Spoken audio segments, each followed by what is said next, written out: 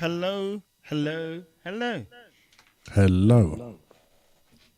How are we doing? Good afternoon. Good afternoon. I think we're finally here. Yeah, I think we got there in the end. The journey was eventful, but we got there in the end. Yeah, so I apologise to everybody that's been sitting on the outside or waiting for us to come in.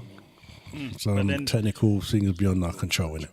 But as they say, there's no business like show business. Like show business. That's right. And this is live, people. So this is what happens when it comes to being live. So I'm going to just warn people because the gremlins are about. So if you're having a tipple while you're watching the show, make sure it's not water, please, because we don't want no more gremlins in here. No. Thank you. Please and thanks. How you doing, fellas? Oh, I'm having a wonderful time. Yeah, you're doing better than us. I'm doing well. Sweating you through the fingers. If you wonder why T Smooth is sitting on some kind of veranda with That is sunshine veranda. coming up and sunglasses on, it's because he's gone international. Yeah. Coming to you live from the lovely island known as Jamaica, the land of wood and water. And I'm going to be getting a little water a little later on, but we're just going to get things rolling first and foremost. So good evening and welcome from the sunny island of Jamaica. And also, A-lister can't be with us today either because he's sunning it off down there in St. Lucia. So all I know is after Christmas when everybody come back, it's a few bottles of rum. I'm going to be sitting. Oh, see, look. Oh, no, look at that. A-lister, Oh, look at that. A-lister. Watch him. Yes, I. Yeah, we'll have to take that back. He's here. He's here. Yeah. Oh, what happened? I was just making your apologies and saying how you was drinking too much rum and winding up yourself and you couldn't make it. Oh, listen, man. Actually, I'm going to put you guys on the big screen and watch it. Wow. That's what I'm going to do. Well, we do have a fantastic show. See, the team's here. See, any which way we can make it, the team then make it. I love that, I love you. You know what I mean? Yeah, we try. Oh, And I will say before we even start the show, I am here. I was in Gambia last week. I came back. When did I come back? Wednesday. And the change of weather has absolutely messed up my structure. So I'm here, but I'm kind of like. Hey, listen. I think that's a cue for us to extend our holidays and don't come back soon. You know what I mean? 'Cause whatever you got, we don't want it. We don't want As it. you can see, I've got my hat on. You know what I mean? I've got my hoodie on. I'm just trying to sweat it out. So that is the reason for the way I look right now. What So all just that let you means know. now, right? is T that Smooth. T-shirt and wherever you shorts. lot are, and however you lot stay, I got to get my passport stamped in 2 places.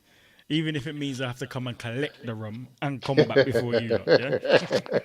In it. Do what you got to do, bro. Do what you got to do. That's all I'm saying. How do I search for it on YouTube? The hype?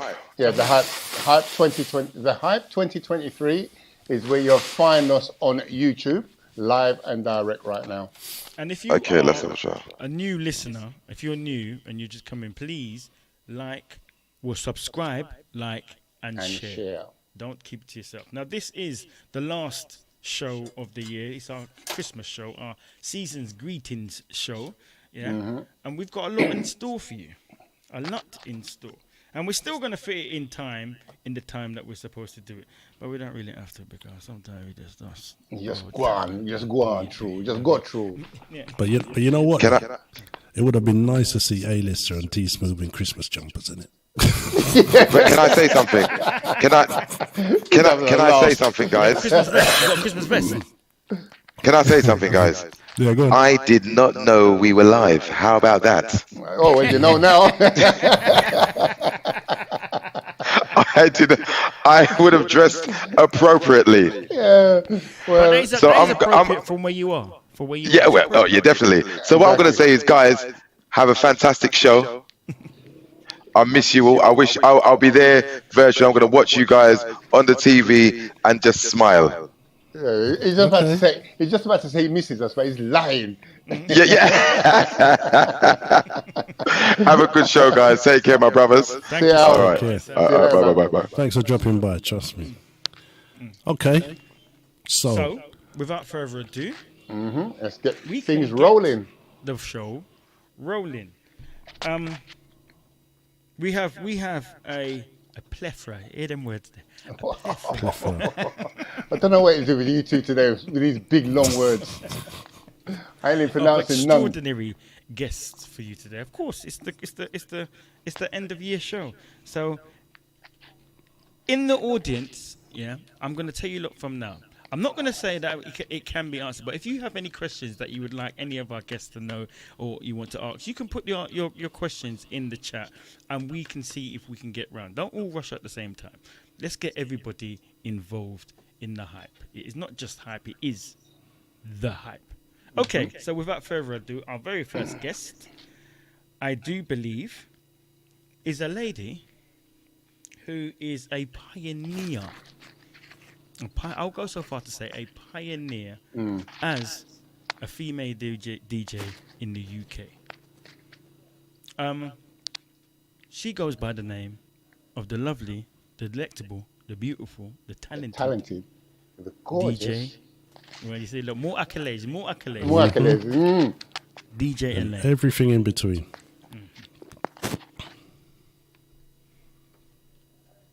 Is she here? No, not Christos. Is she here?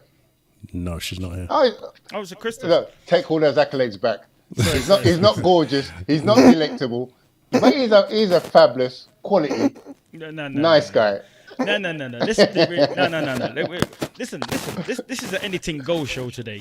Yeah. The Gremlins are about, so we're going to do anything go. Take Christos off the screen. Why? Christos off the screen. Take it off the screen. You need to get your proper flowers. Right, Well, bring him obviously, back. that's not Bring him DJ back. Lane. With all So- the Because we have two DJs now. Now you know who the other DJ is now.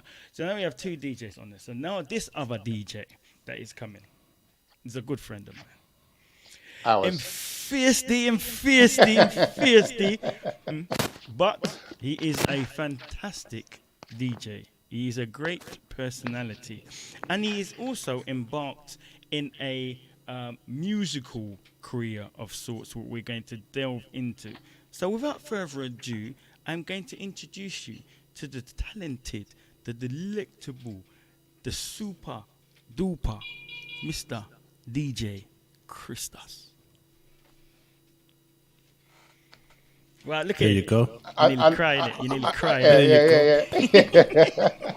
The Simon Cowell of streaming. Yeah, I know him as AKA the judge. Look at this Chris right now. Chris, Yes. What? turn your mic a little bit. Well, Can you hear me? Yeah. no, there's a little fuzzy thing coming there. Yeah. I know. So, I've heard so that. take your beard away from the fuzzy thing on the mic. You must be rubbing. Oh, all right, cool. Can you hear that noise? What's that noise? It's gremlins. More gremlins. It's not the rain here, so it's stopped. Wow. It's gone Okay, now. that's gone now. Okay. One of them. Good. How Let's you go. doing, my brothers? How you doing, Titty Smooth? Oh, How you doing, I'm- Mr. Ryder, Chris? I can't complain, Chris. And Campbell Soup. How's Campbell Soup? You all right? Fine and dandy. All the more better for seeing you, sir. Now, there is this little Thank crackling you. thing. I don't know what's going on with this crackling thing. So it's a good thing that Christos don't know my surname. Tell me. So, first and foremost, how you doing, Chris? I'm not too bad. I'm good. I'm not too bad. I'm good. I'm there. You know, blessed, highly favored, and all that kind of good stuff. And just waiting to have a break. See, Looking forward to having a break. something that people might not know about Christos. So, right, Chris, we're not exposing all secrets. But something that people might not know about Chris is a very good chef. Yeah, I've heard the rumor. I've heard the rumor. He's a very good chef. So I'm going to ask you, Chris, as Christmas is coming, are you prepared, ready? Got all your meats, got all your things ready? What do you mean? Them already in the freezer, right? Seasoned I'm a already? person seasoned already. You never know. You didn't know that Tesco 1 week they were selling the lamb half price. Sainsbury's one week was selling the lamb half price. I get the lamb, it was £28. And when you press the Tesco Club card, boop, it went down to £13.14. I said, thank you. Then I did go to Sainsbury the following week. I pick up the lamb. It was £32. When I done the next card, boop, it went down to £14.14. I said, thank you. What kind of discount card you got? And you know what? The funny thing is, right? I got the heads up about that. People were saying to me, run to Tesco or run to Sainsbury's or whatever and buy the meat. I was too sick to go anyway. Oh no. See, missed that. So you're going to be paying I'm way behind you. £28. I'm way behind you, wow. man. But I ain't buying nothing till next week. I'm one of them guys. I ain't buying nothing till Oh, next no. week. I got my I'm waiting turkey. to go down. Oh no, I got my turkey. I got my lamb. I have my chicken. I have my fish. Them. Oh yeah. So where you live? Oh my, up so, down so, around so. You don't want to tell nobody where it was, but it's all right. You know what I mean? I can take a doggy bag, you know. I don't have to stay. It's all right. At the door, as you knock, boop, gone. So, as we starting off this proceedings, as you starting off the proceedings, let's have a little Background music. Background music, yeah. I don't like that one. I'm joking. See, look, this is what I was going to ask you. You see, now, Okay. as a DJ with the state of this music, but before we get into with the state of the music, we're going to find out your opinions on how music is to you. Yeah. Okay. How long have you actually been doing music? Where's your humble beginnings from? Are you one of them guys that are saying, I was DJing from I was 11 years old, this time when you was 11 you weren't allowed out, so where you going? But I done what's this your story? How you disco. started?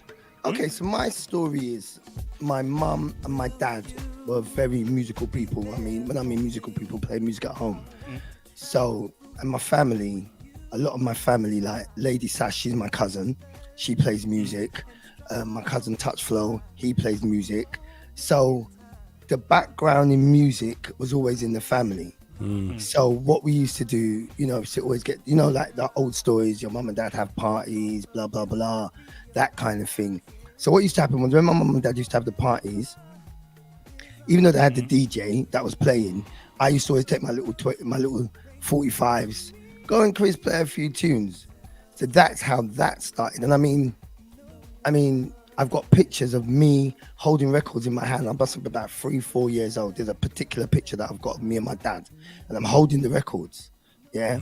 So it comes from, the musical background comes from there. So my dad, he loved his reggae and everything, but also he liked his soul. So like Al Green and blah, blah, blah. My mum was very much musical in the world. She liked her music. So in the house, as I said, there was always music. So I come from there. I mean, from primary school, my mum, my dad, my gran, they'll buy me records because I wanted to go to the record shop and experience. So yeah, I mean, it's been from decades, childhood. And it served you well, I ain't gonna lie. Oh, it sure did. Most definitely served you well.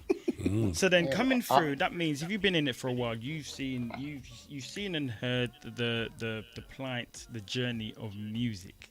Yes, I have. So from your early days to the music of today, how do you feel the transition as music has come as a DJ? Right. So for me, the transition has been all over the place. Because if we're being honest, we've started one place, we've gone through the journeys, and we've moved around and around and around. What I would say is the music today, I think what is sad for me, that it's too short. If you think about it, yourself, T Smooth, Chris Ryder, when Barry White was making music, think back to those albums, they must have had about 5 tracks. One track alone was all 15 and 20 minutes. Isaac Hayes, right? If you think about the music from then, the intros were intros. Yeah, there was no cutting the thing and blah blah blah blah blah. Today's music, if you get a 3-minute tune, You're lucky. you're lucky, right? And what I find sad about it is the fact that, you know, there was the intro. You got the first verse, you got the chorus, you got the second verse, you got the chorus, you got the middle eight, right? The bridge, right? You got the ad libs, you got the outro. Today you're getting the first verse, the chorus, Done. not even the middle eight, outro, done. So much tunes are here where I could just hear so much of an extension, and I just don't understand why they're not doing that. And you know, I'm not gonna be one of those DJs that say, today's music is rubbish, today's music is shit. No, there's some of it that is rubbish, and there is some of it that is like, oh, just don't even bother. But there is some music. I mean, take Miss Chris, bad. My girl. You know, our very own Alicia Laverne, bad. Bad. Ego LMA, Bad. you know, My girl. Emma V. Them artists there, They're putting in the work. they're putting on the work. Kenyon Dixon, come on, the list is endless. So I hate it when people want to be, the music is this, maybe you should. Shut up, shut your mouth. But wasn't there a Would you time like it? when I was going to say, wasn't there a time when you used to submit track to, or used to go to AR, Yeah, and they don't even want to, if it's not really doing something within the first 30 seconds, they don't want to hear no more. Yeah. and if we're being honest, Chris, if we're being very honest, we are like that ourselves. If we put on a tune and it ain't hitting you straight away, we just let it go. I mean, there's many a time I got to put my hands up that I've listened to the tune not hitting me, and I think, oh, later.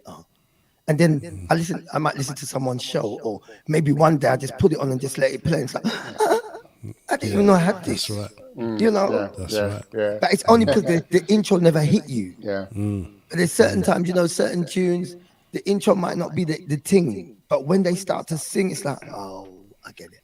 You know, Maybe it's down to the fact that we come from the old school values of music, Yeah, and definitely. we've not released that value within ourselves. So when they're coming out with something new, our expectations are still on that level of quality. And as far as I'm concerned, it's been diminished. And I've said this many a time before. If you're not gonna give me a tune that's got a minimum 200 seconds, don't bother. yeah, Don't bother. I hear you. Yeah, but isn't that because of all this TikTok and all this where people are doing all these short tracks? It's what I believe. That's what's influencing it. I don't. I think it's just TikTok lazy. streaming. You know what I think it is? Sorry to trip you, T. I don't think it's the TikTok. I think it's laziness. I think what's happened, it's if you think about it, it's too quick. Everything's too quick. Everything's moving quick. Yeah. I mean, be honest, an album comes out. Remember, you used to sit with an album. Yeah? You had the track for the street, you had your personal, and you had your alternative that you made your tune. Right? And you would go to a dance. I know for me, I would say for myself, I know when I was in Cousins Inc. with Polito, my dad, Shoe Doctor, Lady Sass, we used to buy albums, and what we used to do, we used to, as I said, pick a tune. We had the tune that was the Ravers tune, you had your personal tune, and you had an alternative tune, and that alternative tune we used to play to all our friends. And when they used to come to the dance, we used to play it. I made everybody rave to it. You know? And I just feel, unfortunately, a lot of the essence of that is now gone. So this is why I was going to get into this question. I think I got the right person to say this, because if you don't know Christos is very opinionated, and his opinions sometimes rub people's back up, especially when he's a judge. But he tells the truth the way he likes it. So, Chris, when you're in a dance and people are coming and saying they're playing the same tunes all the time. What do you think and feel about that? Do you Shut up. Say, Shut up. What? I feel shut up. Yeah? Because the problem is they moan and moan and moan, but they're dancing and screaming. I'm fed up of the woo crew. I call them the woo. My friend said to me, "What's the woo crew? The ones that then they put on the tune, they get it, and you think to yourself, but why are you wooing? You don't like the tune, really." Me, when I go to them dances and they're putting on the Fool's Paradise and the this, the that, and the that, and the those, I just stand with my hands folded and I put on my stink face. And Sean Campbell will tell you straight, I just fold my arms and my face is like that. Or I start talking to people loud. Because Yeah, but you come from that school. You come from that school like me. I rate a DJ who can entertain me and play stuff that I've never heard. You know what, Chris? Sometimes it's not even that never heard, It's just playing some of away those from the norm tunes that you haven't heard in ages and too. away from the norm, That too. right? It's just, like for me, I would like to go to a dance where I can go into that dance. And I'll tell you what, I'll tell you a story. My cousin Frankie Too Sweet is my family. And every year when I have my birthday party, Frankie always plays. And Frankie always wants to play at the beginning. Not that he wants to play at the beginning, but he always plays at the beginning. Yeah, And I tell you because what, Frankie would give me a set. Frankie played all kind of tunes like High Hopes, Let You Go, Bobby Broom. Let me tell you, I was in my house spinning round. Estot was there, right? And I tell you what, when you just, it's just one and two of those tunes. I'll keep you warm. Oh, come on, bring me back there. Right? I'll tell you what, I had my 50th. And when I had my 50th, Sean will tell you, I was very, very strict with the DJs. I spoke to all the DJs. I said, I don't want no house. I don't want no Holy Bashment. I don't want no soca. I told them all what I don't want. And they was looking to me, but I said, no. And if you do not follow what I want, don't play.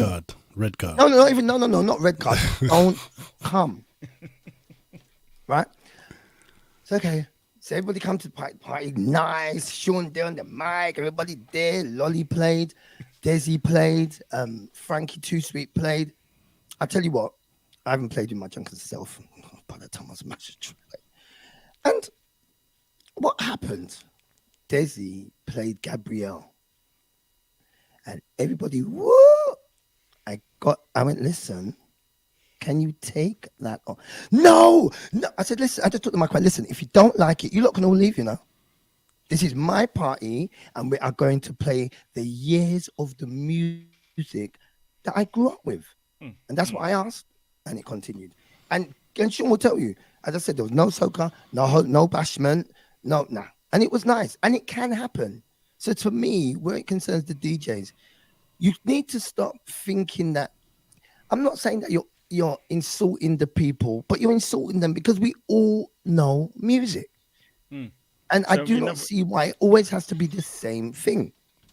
So in other words, if a DJ's playing, what do you think? If a DJ's playing, play your thing.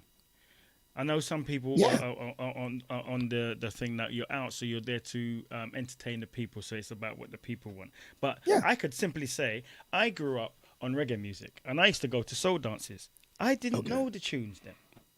I never know the tunes then. But I got to know the tunes then. Now I like the tunes then when I can rave to the tunes then all the time. That essence of going out and hearing something new and catching a new vibe to thing, do you think is dead? Or do you think this is something that a DJ just needs to push through and do what they need to do? They need to push through and do what they need to do. Don't be frightened. I mean, if you think about it, right? And Chris and T, back me up on this. Remember, we used to go record shop, and Sean used to go record shop, buy our records. I used to go to Wired for Sound. That was one of my main. Go to Wired. Tony, R.I.P. Tony, used to give me my bag and say, Chris, that's there. That's yours. I never know what the hell was in the bag. He would tell me track 2 on that album, that album, bam, bam, bam, bam, bam. I go home. I start playing. I phone Shuey. Mark, I got the bag. Martin said, come pick me up. Martin, come pick me up. I go through the tunes with Martin for Martin to know. We get to the dance. We play the tunes fresh. We don't even know the tune too good. But you see, I'm a man like this. I go home and I learn my tunes because I hate to go to a dance and I can't sing the song. Right? I have to learn the tune quick, get to the rave. And even if I don't know all of it, the main bit I know. right? Because And we you're trying to say played you them can sing. tune. Huh? You're trying to say you can sing? I used to sing. But don't But you then I think? was in Don't the you group think? and all that. Don't you think back then we had a more of an appreciation for music back then? Most definitely. But You know what I mean? why would we believe that our audience is not the same still? Right. You know, Exactly. because sometimes DJs take their audience for granted, and because of their laziness to go through their selection, Right. they're shortchanging your audience. And But I think it's not only about the short changing. No, it's not. It's not a case of not going through their music. They've got the music there, but I feel like They're some of scared the to play DJs it, are a little man. bit They're scared. They're scared to play Yeah, songs. yeah. There you go. Thank you. 100%. Thank you. Thank you. And you know, sometimes I got to put my hands up as well, because certain times I think to myself, I play that one before I play that one, but I always like try to break in a few tunes in between. And to me, if you play it and you can see that the audience are not feeling it, you play something that they know to keep it going, and then you go again.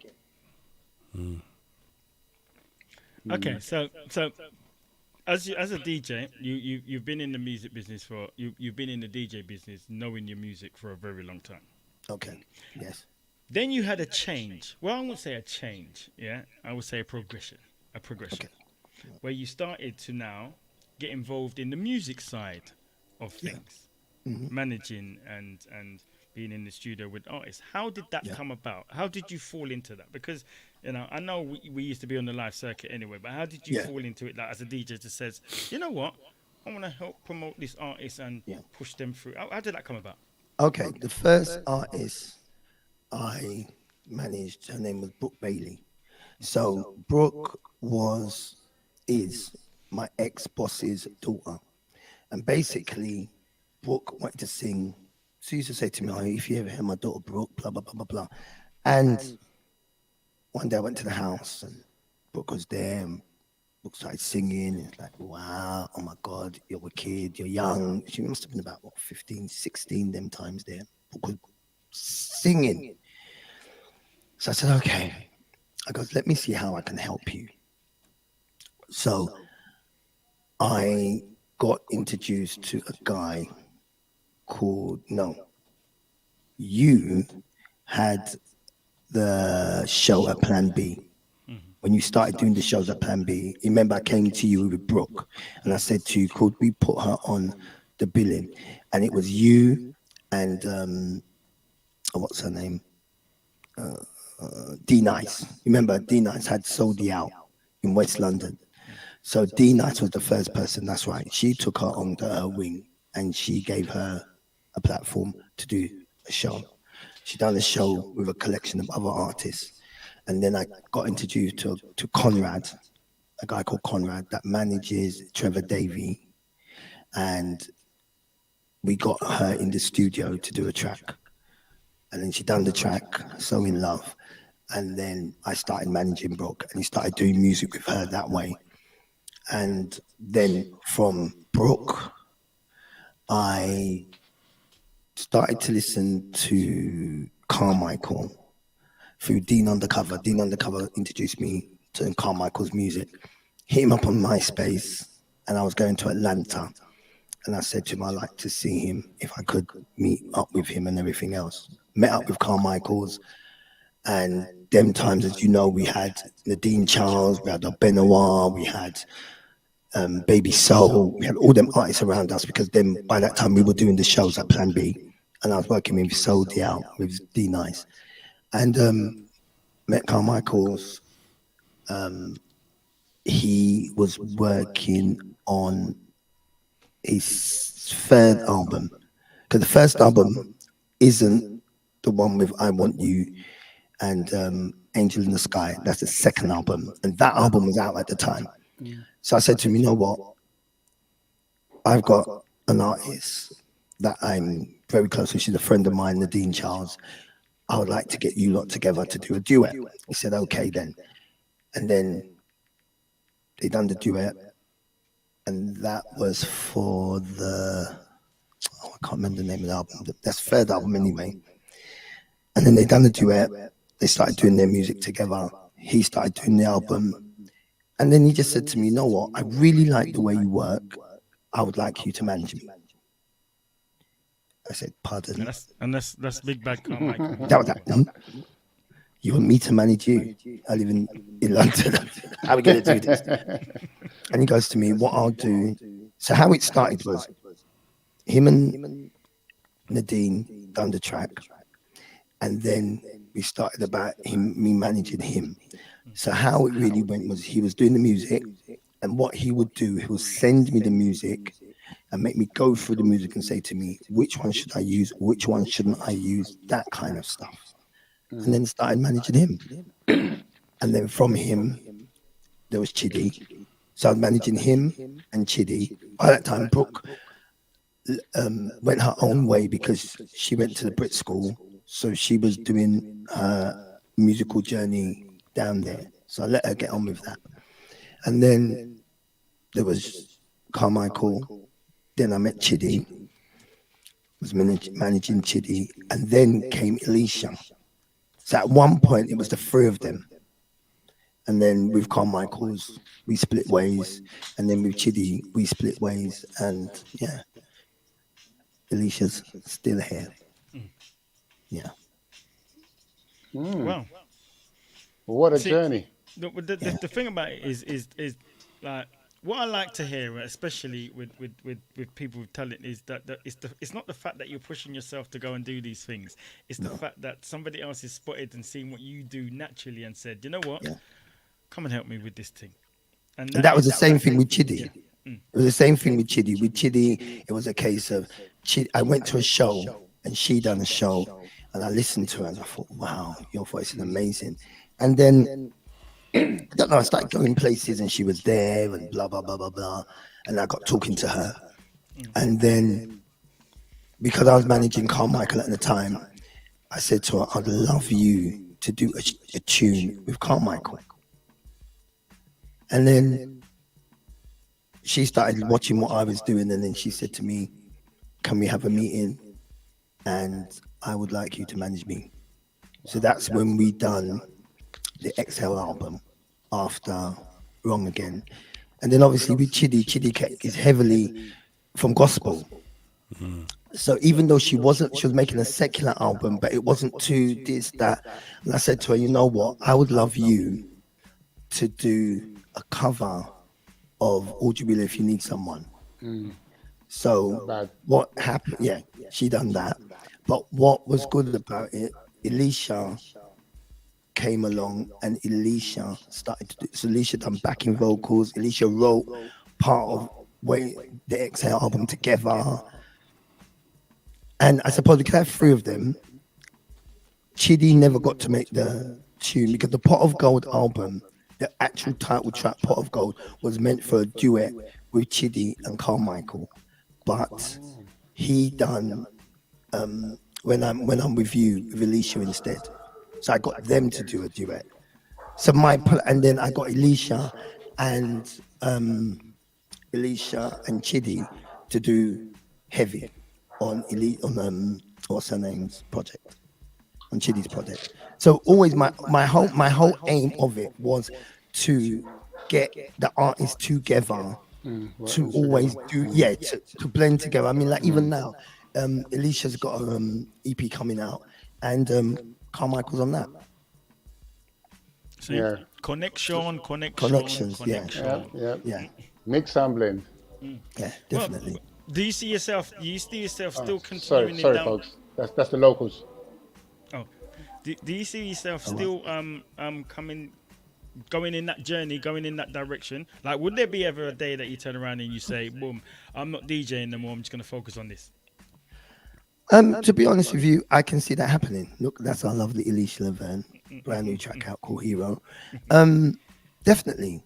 I mean, you know the saddest thing when all the artists that I've worked with, when we split ways, it wasn't a case of it was an issue, it was a problem, it was the directions. Carmichael wanted to do at that moment, he really wanted to do I don't want to say Northern Soul. I felt that he wanted to go down a Northern Soul journey. And with Chidi wanted to go into, I'm not going to say soft rock, but yeah, that kind of different field of music, Northern Soul as well. They wanted to express And themselves. yeah, and I just felt I couldn't give them that. And also, you know, they wanted to, sometimes you just got to let a person do what they're doing. With Alicia, very, very much on the soul, the neo soul, and that's where I'm at. Which is more you, yeah. I'm Which glad is you more said that. me. You know? 100%. Yeah, I'm glad and you I said know that. I can give her that. I mean, the producer she's working. I mean, To Be Free Productions, Neville. She's worked with Neville for years. He's the one that done the first 2 albums for Beverly Knight and blah blah blah. So I know we talk the same language, we walk the same road, we understand each other. I understand her. You know, what I'd like to say is none of them were divas with me, and you know, none of them were. Alicia isn't. She's very homegrown, grounded. But what I love about her more than anything else is we understand each other. I have a say, she has a say. Don't get me wrong, she'll always have the last say because she is the artist, you know, and you've got to get that in. Yeah. And what you have to have is a relationship and a friendship. If you have a working relationship and a friendship, it will never go wrong. Yeah, absolutely. Never. Just know your boundaries, isn't it? Yeah. Well, it's good. It's good you said that, you know, and it's good you explain yourself like that, because I didn't want nobody to think that, you know, some of these artists that you're not managing them or then just shut the door in your face and say, "Why you never give me no gig and where me money there?" And No. If Carmichael comes over tomorrow, he can always contact me and say, Chris, Alicia, can we? And it's not a problem. It's not a problem. Well- Chidi, I don't really, not that I don't hear from Chidi. Chidi, you know, she's walking a different road at the moment, and we are still in contact. I'm getting her back in the studio. Oh, If it's good. the last thing I do, because she needs to make some new music. And we've had a little conversation, and let's watch this space and see what happens. Brooke Bailey at the present moment, she's doing music. If you look her up, Brooke Bailey, she's doing music as well now. And, you know, it's taken her a journey. She's had, you know, had gone through her journey of life as a teenager, blah, blah, blah. But she's out there now. She's doing her stuff, and give her all her flowers. yep, Definitely. everybody gets their flowers. Everybody gets their flowers. Well, And you saying that yourself, now- I mean, you yourself should get your flowers, because let's be honest, we work together, we plan B. If nobody don't know, S. Campbell used to put on shows, Yeah. you know, and I'm not talking no DB well, that shows, was- I'm talking, that's so unique, yeah. So unique. So unique. Let's put it just so yeah, unique, so not just him, So Unique, the Show Unique family. And, you know, that's where Adelaide McKenzie for me was born, because that's where I met her there, you know, and we put on some, I mean, what's her name? KEB. KEB was there. KEB, first time. you know, we had Hill Street Soul. The list. The list. Beautiful shows. Some real, you know, KEB before KEB was doing the music that she does now. Proper soul Yeah, artists back A lot then. of young and up and coming UK talent used to roll through So Unique. Yes, definitely. So as we're talking about talent, I hear say that you have a famous son, yeah, that is currently residing in St. Lucia, yeah. I didn't know you had a son. So you got famous son, and I don't know. Well, I don't know that he's that famous. I don't really think I'm the famous one. See, when people want to roll off the back of you, I want to claim their fame. Who is your famous son?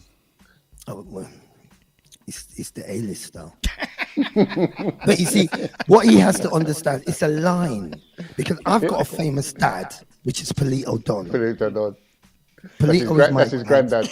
right? And my uncle is Uncle IY.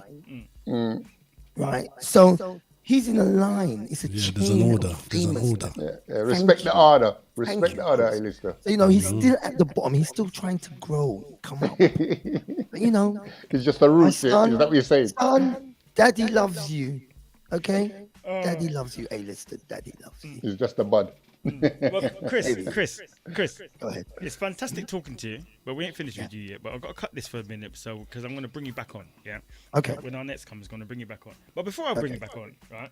If somebody was to say to you, you know what, let me put the DJ on the spot. If somebody to say to you, you know what, I'm feeling kind of emotional and sad, and I need a little pick-me-up tune to play. Like right now, if you can play a tune for me just to make me feel happy and good about myself, what tune would you draw for? Elisha Levert, Hero. That was such an easy answer. Oh my God! Look at that!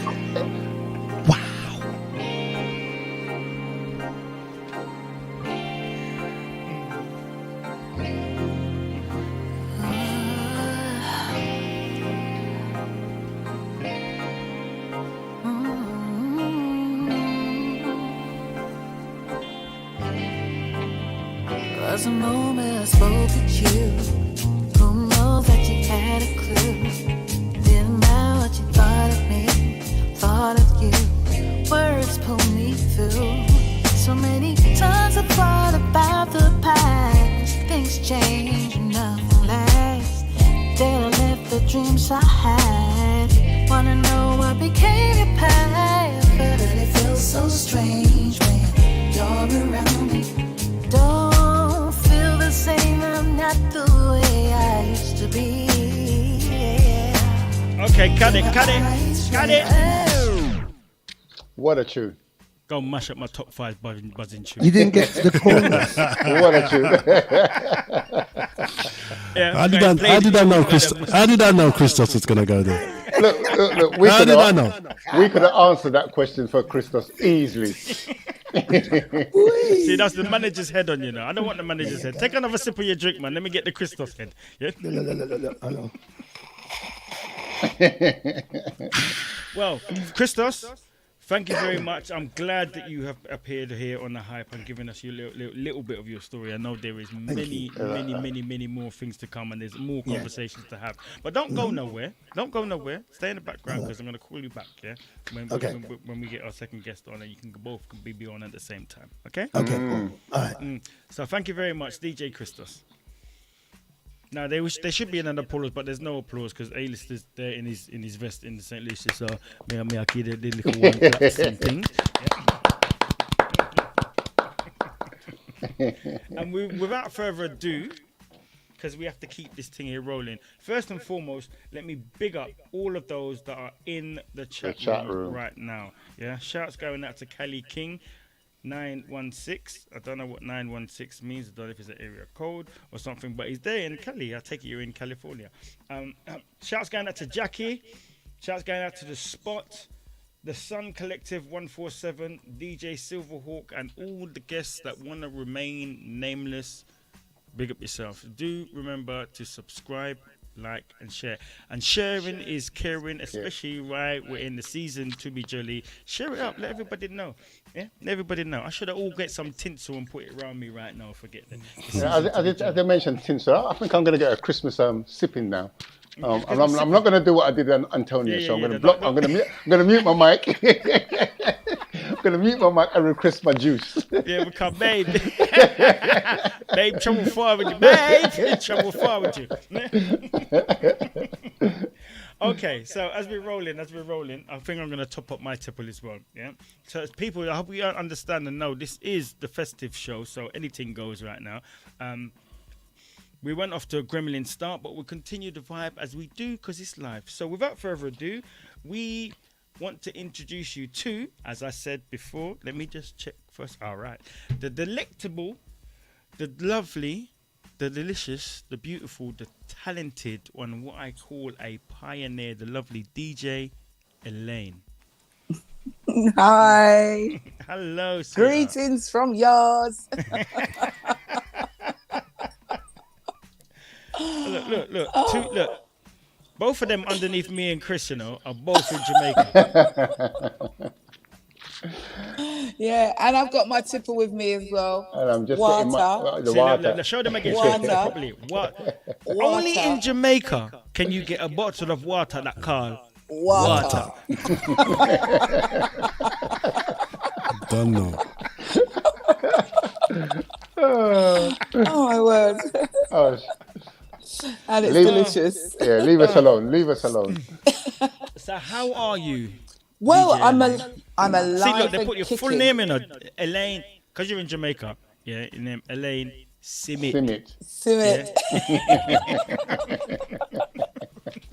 No, but listen, I've got to say, just before I came on, I got a couple of calls, and each of them, like, when they hear me answer the phone, they're like, "Oh, thank God." I'm like, "What's the matter? What's the matter?"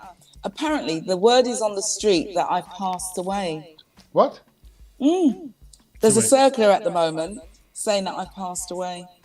The hell? Yeah. And some Yeah. people got better things to So do. was this hacking business, isn't it? It's hacking. I don't know. hacking I don't know. foolishness. But I mean, you know, I make them right in a little way because I've come out here for a couple of months to kind of like, you know, I don't know, get myself back together again because Mum died last year and I looked after her for over 30 years. She was my baby for over 30 years.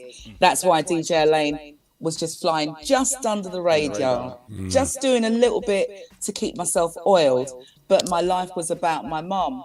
So when she passed away, it was just like, wow, what do I do now to get myself back together again? So I just threw myself into my work. You know, I got my radio station and all of that. And then all of a sudden it came towards the end of the year, I suppose my birthday, and I was exhausted. So I think it just kind of hit me. So I thought, all right, let me come to Jamaica, first Barbados, then Jamaica.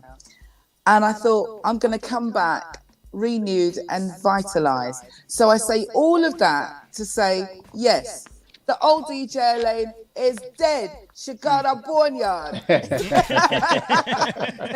the new me now. New things are come true. New things. That's right. So this is the Phoenix Ilian. Yes, rising like a phoenix. You know, my heart shiver off the side of my head. You know what I mean? Just new look, cotton edge. Listen, you know what they're saying it. Style and style Right. can't spoil. I will. Yes. So Elaine, Yes. I introduced you as a pioneer, and I will stick with that title. Thank As you. one, or even maybe at the time, the penultimate female DJ. Wow. How did your journey start? Wow. How did my journey Think start? back and remember. You know, I was playing my mother's records from ever since I can remember, and she always tells me that this Blue Spot Gram that we used to have. Now, you know the design of it. You've got like the drink side of it, drink cabinet, and then you've got like the turntable bit. So when I used to put the records on, I used to put my head inside the cabinet. As you do. So when she tells me that, it makes sense to me because I love bass. I love bass. And that's how I kind of view records as well. I heard you talking about, you know, tunes that you listen to for the first time. I go intro, wait for the way it drops, give it a chance by going to the middle and then the end. Do you know what I mean? But to cut a long story short, I suppose I've been playing music from when I was mid-20s.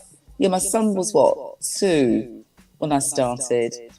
And I played at Ronnie Scott's upstairs, the Maze. Thursday. No, actually, that was Trevor Shakes. I used to go to listen to Trevor Shakes every Thursday. And his brother, Keith McDonald, used to own the club. And sorry if I'm sounding a little bit kind of funny, but I can hear my voice coming back to me. And I love You my sound voice, fine. but It sounds Yeah, fine you sound yeah, enough. there's an echo. Yeah. Ignore it. So what would happen is me and my girls used to go down there every single Thursday. And at the end of the night, he used to pay us money to help him wash up the glasses.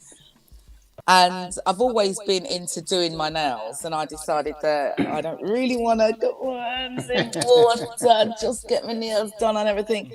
So I used to go back into this little cubby hole where they used to keep the music, and put the music back on. Yeah, and I used to get a microphone and play like a DJ and all of that. And so my boyfriend at the time, Michael Williams, said, you know, you're really good at this, you know, because I used to really entertain them. Let's ask Keith for Wednesday night. So he gave us a Wednesday night, and I teamed up with Michael's best friend called Robert, and he had like a bag of soul, and I had the reggae. Well, my mum's reggae at least, and the bits that I used to buy. And I spent £47 to top that up. Excuse me, Lynn. Auntie wants you. Oh, I'm just in the middle of an interview. Is it urgent? She said her clock is off. All right, I'll come and do it in a minute. See, that's one of my aunties there, and I've got another one inside. They want me to do something. I've turned handy woman around here. So anyway, I've got to fix auntie clock, you know. So anyway, we packed out the place the Wednesday night, and after doing that gig, somebody that was there from the Levian Rose in Earls Court came up to me and asked if we'd play at their club. And the interesting thing about Levian Rose is that they had like a belt-driven turntable. And when I first, I'm meandering a little bit, but when I decided that I wanted to do this, I went to Richard Sounds in London's Bridge and bought like a turntable. And this turntable was also belt-driven, but it was $19.99, so it was a cheap one. So every now and again, the belt would drop off of the plate then. Anyway, on playing at Levian Rose that first night, the same thing happened and nobody knew what to do. But because of my experience with my little cheap thing, I picked up the plate, just put it back on, and they were all standing around me just watching me do this thing. I think that was the thing that got me my respect, to be honest with you. It must have been a Gerard. Gerard, possibly, but I knew what to do, and it was just so cool, strange, you know. But from there, every gig that I did, someone booked me for another gig, and I think I really cut my teeth when people invited me to play at their parties. And do you remember back in the day, it used to be just U1, so I would play at a party from midnight right through to EastEnders, and for me, I just saw it as a musical journey. In fact, I don't even like playing with other DJs, to tell you the truth. I like playing on my own because it means that you can really take people on a musical journey. Yeah. Do you know what I mean? You can start the party all over again at 4 o'clock, at 3 o'clock. You know, you can go through all of the genres. And I'm somebody that I call myself an entertainer, which means that there isn't a genre that is out there that isn't in my bag, apart from the obvious, like your rock, and even then I might play a little bit from Prince, do you know what I mean, which is a bit rocky and funky, you know. But you have to take them on that journey to be able to mix and blend the tunes. And I love introducing new tunes. I absolutely love introducing new tunes, and I think that it is our responsibility as DJ presenters to introduce new tunes, but there is a way of doing it. Do you know what I mean? There is a way of doing it. So you might, because there isn't anything new that is being made that there isn't, that it can't be blended or played before or after something that's out there. Do you know what I mean? Yeah. You can take a Blackbird's doing it in the park and mix that with an Afrobeat. You can find an Afrobeat that playing randomly, creating your own vibe kind of vibe, and so that's what I say. I come with a vibe. It's a vibe that I come with. So you know, I've answered your question. So as what I call the penultimate female DJ, what did you? Well, I'll say female DJ, but you're a DJ, yeah. Yeah. Now, as you was coming up and coming in, was there like fight back? Was there a distinction between you being a DJ and a woman and Mandem being a DJ? Was there some kickback for you? And I'll say that from you coming up, because you've come up and got to a certain stature, and then we've got female DJs that are around now, yeah, that I don't want to say it because I don't want to be that might not get to the level and the standard that you have been to, and you two, but you know, are fighting the same fight. What's been your experience in that, the male versus woman thing? Well, to be honest with you, I didn't really have a problem with my male counterparts. And I think that it might be harder for female DJs now because there is that distinction, and because there wasn't very many of us when I first started. Yes, some people might have viewed us as a bit of a novelty, but for me, I was always about the music. I was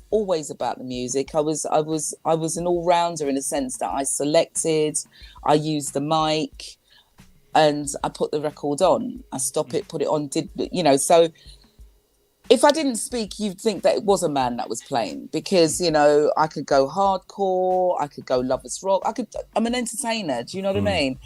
So I think because I could hold my own, you know what you guys are like, you respect where respect is due, do you know what I mean? And so I got the respect. Yeah, no, seriously, guys, I think with guys, if you go in there, for example, and you're female and you've got your high shoes on and your girls are out and you're pouncy and you're, you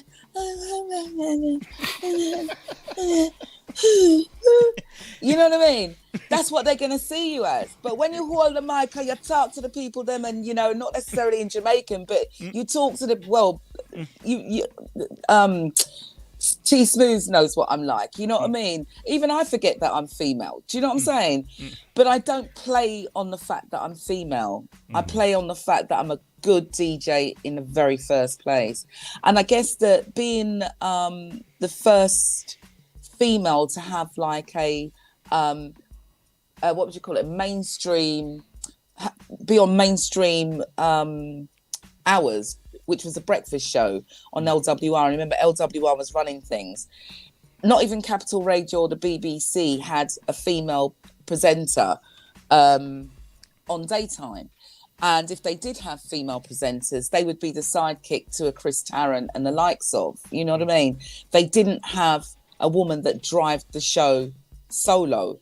So me coming on at breakfast time, which is the busiest time, and then I'm playing music that our audience wants to hear, I think that helps me big time. You know what I mean? That really did help me big time. So I always give respect to Daddy Ernie, who spotted me in a club hosting a gig.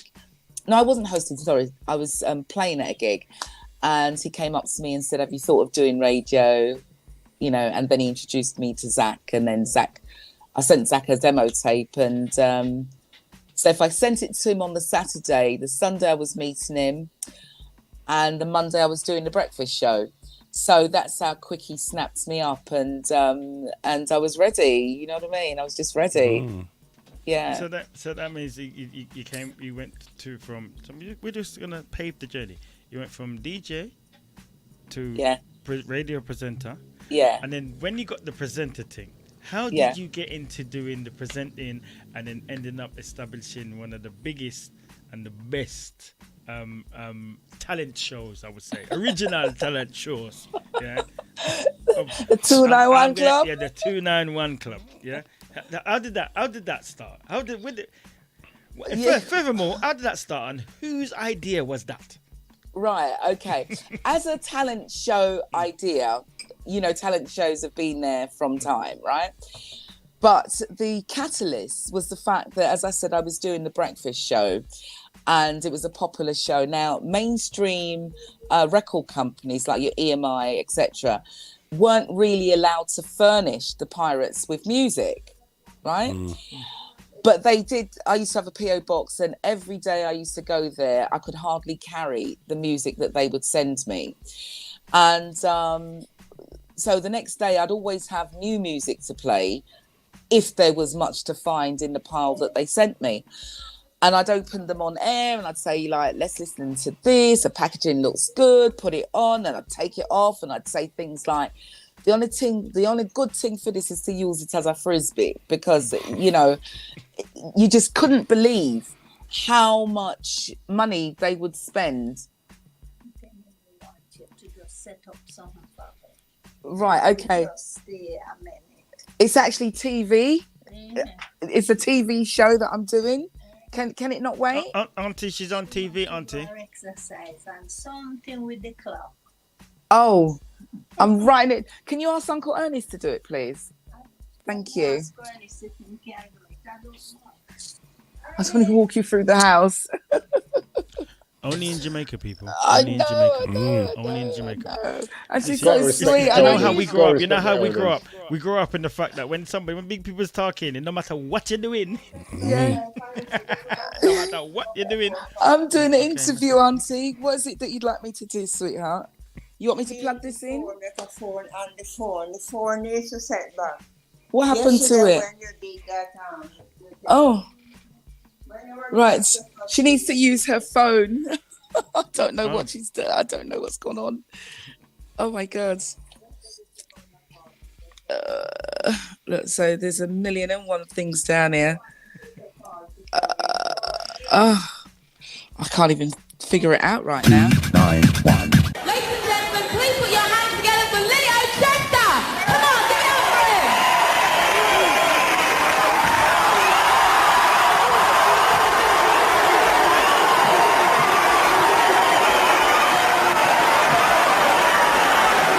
How you doing up there?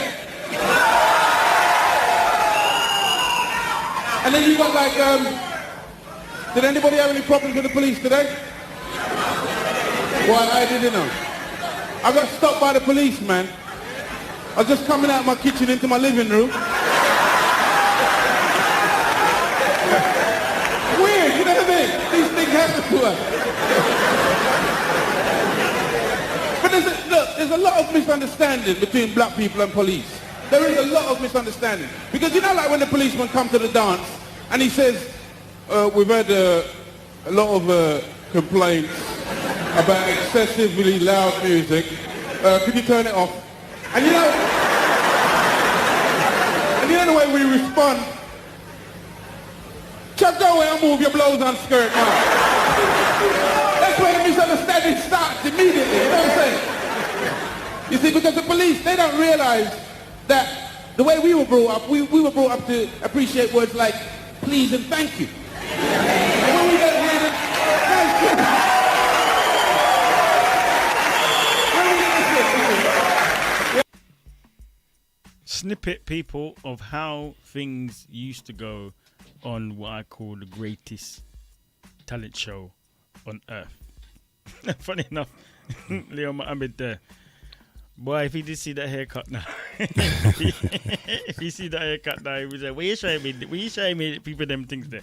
I don't know how he got his hair so straight up and so high. Was that his hair or was it a wig? That's all I want to know. Did he actually have that amount of hair? I don't know how you can put a wig on a barlet. I don't know how. Yeah, trust me, there's ways. There's ways. There's ways, yeah. I was going to say, there's ways. I wouldn't know about that because people, contrary to popular belief, underneath my hats, I do have hair. Okay? All right. Yeah, right. Look, Christmas present. Oh, never, God. never to be seen again. So we just showed a snippet of the 291. While I he was, did hear it. attending to family business. Yeah. Important family business. Important family business. Oh my yeah. God. So, as you played the 291 Club, just to sort of like catch you up to date as to how that came about. So after sort of like looking at these tunes and being fed up of the how much money they were spending on these artists, and there was nothing really in there for us, I would say I can go down to the nearest council estate and I can find you guys talent if you really want talent and you don't know how to spend your money. So I put my money where my mouth was and I went to the Oasis nightclub in Dalston and I begged a night there. They gave me the Saturday night. And then I set up the whole audition thing. So people would come and audition on a Monday afternoon. And because of the system, I wanted the auditioners to play the audience, if you like. So I'd have open the doors at say 11 o'clock then, and then close the doors by 2 o'clock. And if you wasn't in by 2, you'd have to come next week. So everybody would watch everybody's auditions and they would fill out these forms. So I went to Ladbrokes because couldn't afford pens, just grab a handful of their pens. So everybody could fill out their forms same time. And it just proved to be a real success. And it sold out so quickly that I had to take it to Pal Joey's in the West End, when I took it to Pal Joe's in the West End, I had invited Beverly Randall down, who in turn invited Charlie Hanson, who was a producer of Birds of a Feather and various shows on ITV, LWT and Channel 4 and that. And we made him a judge. And at the end of the finals, he came up to me and he said, Elaine, we're putting together a variety show at the Hackney Empire and would very much like to have your talent show included. Well, you could have knocked me down with a feather and it would have been totally rude to say no. So, of course, I said yes.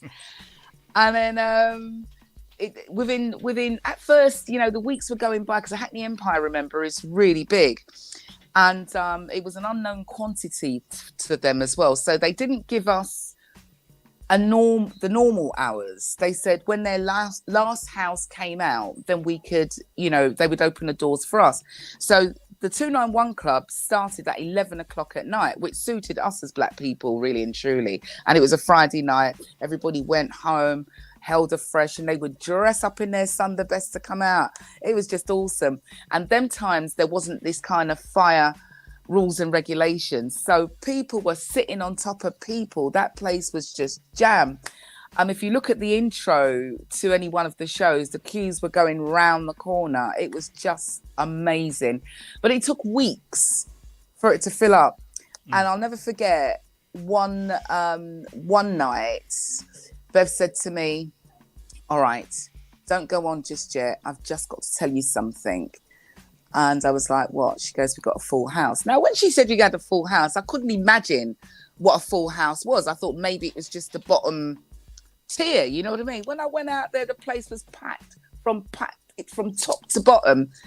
But that is the power of word of mouth. Anyway, they then invited, I think it was Humphrey Barclay, the head honcho over at LWT. He came down and then he offered us a show for the Friday night on LWT, and then we were filming 2 nights a week.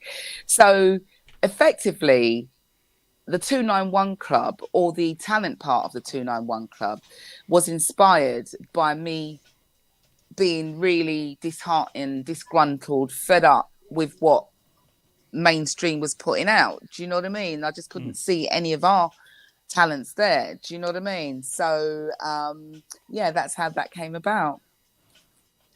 Oh, see? And it became iconic. I would say it's iconic because people of our generation, and even like, you know, after that, you know, the likes of The Voice and Britain's Got Talent and all these kind of things have come into play, which we don't already know now that the talent formula works. Yeah. But you did it first. Well, round here, you did it first. Yeah. And I'm going to give you an accolade for that. You did it first. Thank you. Yeah, you did it first. Yeah. Thank you. And so sorry, Esther. What I'd like to know is, what is next for you? What are you planning? Well, I ain't gonna lie. I'm planning a wedding for myself, but I've got to find a husband. My seed, my soul, and my book. Well, so, and your book. So, what is what I mean by I say all of that tongue in cheek. Do you need resumes and stuff before? I mean, we can coordinate it here right now for you. Well, yeah, what it is that I've got this dating site that I put together called Him and Her Ology.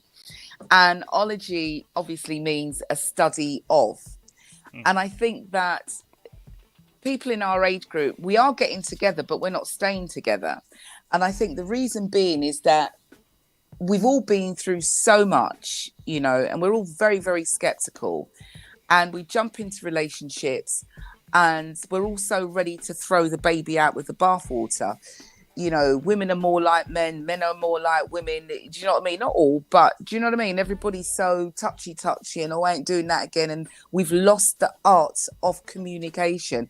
And that's what it is. It's a breakdown of communication and tarring everybody with the same brush. So this dating site is one with a difference because we kind of date in groups. So when I kicked it off at my birthday last year, I devised this plan, or since then, I should say, I've done like walk and talk. Him and her ology walk and talk. And we have like 15 kings and 15 queens, and we just meet in a location and we just walk along the riverbank and we just talk. So it just means that as you could be talking to this gentleman and you don't even know when the next gentleman you're talking to another one. So you're just walking and talking and getting to know each other. And you know what it's like. The concept for me is like, I'll just do more and more of these events. And, you know, like when you go to a club regularly and you see the same people, and sometimes you go there in hope of seeing that same gentleman or that same man. So with this, you're not committed to anybody, right? We all get dressed up and we go see each other at a nightclub and, oh, she looks nice. And then we might say, let's all go for a walk. This time now she's got on her boogers, no makeup, so you can see her in the daylight. You can see him in the daylight. Do you know what I mean? And just generally walk and talk and just get to know each other. Do you know what I'm saying? When I come back, and I'm basing it all around the things that I like to do, right? On dates and stuff. And so coming into next year, I'm going to organise events like learning to play a racket sports, right? So I'm going to call out for all the single men and single women, let's meet wherever and learn to play tennis or learn to play badminton or whatever it is. And then I'm going to do another thing like let's all learn to speak a language. Then there'll be another event Language of love. Language of love, yeah, that's good. But I'm obsessed with getting back to Africa, so I think I want to learn an African language. Do you know what I mean? Swahili. And then Swahili or something, you know. But I'm at a time of my life, 62, just turned 62, and there's loads of things that I want to do. Don't we lying to the people for? Yeah, lying to the people them for. I'm not. July, no. But do you know what I mean? So I'm just thinking, what are the things that I like to do and want to do, you know, and have discussions. I've got my radio show and I'm now sort of formatting it to include an element where we have that kind of talk about him and about her. Do you know what I mean? Let's study each other. You know what I mean? When what is a man doing when he's ghosting you? What is a woman doing when she's ghosting you? Sometimes people just step back because the heat of this relationship is all a bit much and you've just got to think about it. And then if one person does that, the other person kind of feels rejected, and all they need to do is just chill. Don't be beating up the phone. Where are you? All right. And then after about the fourth text, you start sending some bad one and saying, no. Fourth text? Oh, you look like patience, boy. That's the second text. That's the second one. But you second text. You can get ghosts, and I can tell you why we're ghosting. Second text, me say, no, I can't deal with this thing again. But you see, we're opening up a discussion right now. There's many reasons why you may not get a call back or someone just doesn't answer your call. But if you just chill, you may find that anything could be the reason. I'll tell you. They don't have no this. credits. Not really. I'll tell you this: when we're in the green room before we come on or after we come on, we have some serious relationship discussions. Oh yeah. But we cannot hear them. Can't hear. You can't hear them. Yeah. 'Cause you have to be able to understand that when people talk the truth, the truth comes in all formats. And when it's raw, then boy, you better be able to take it. But this, you see the walk and talk thing that you're talking about? Yeah. I like that, you know. It's so good. Walk and talk. Come here, quick. I'm going to use that in the line, you know. Hey, baby, come here, quick, walk and talk. You can tell which of the man them in here is single, can't you? It is really good though. It's refreshing and it's amazing at how many people are just so up for it and how you kind of delve down. You know, a lot of guys were like, they're really shy. You've really got to persuade the guys to come out because they're shy.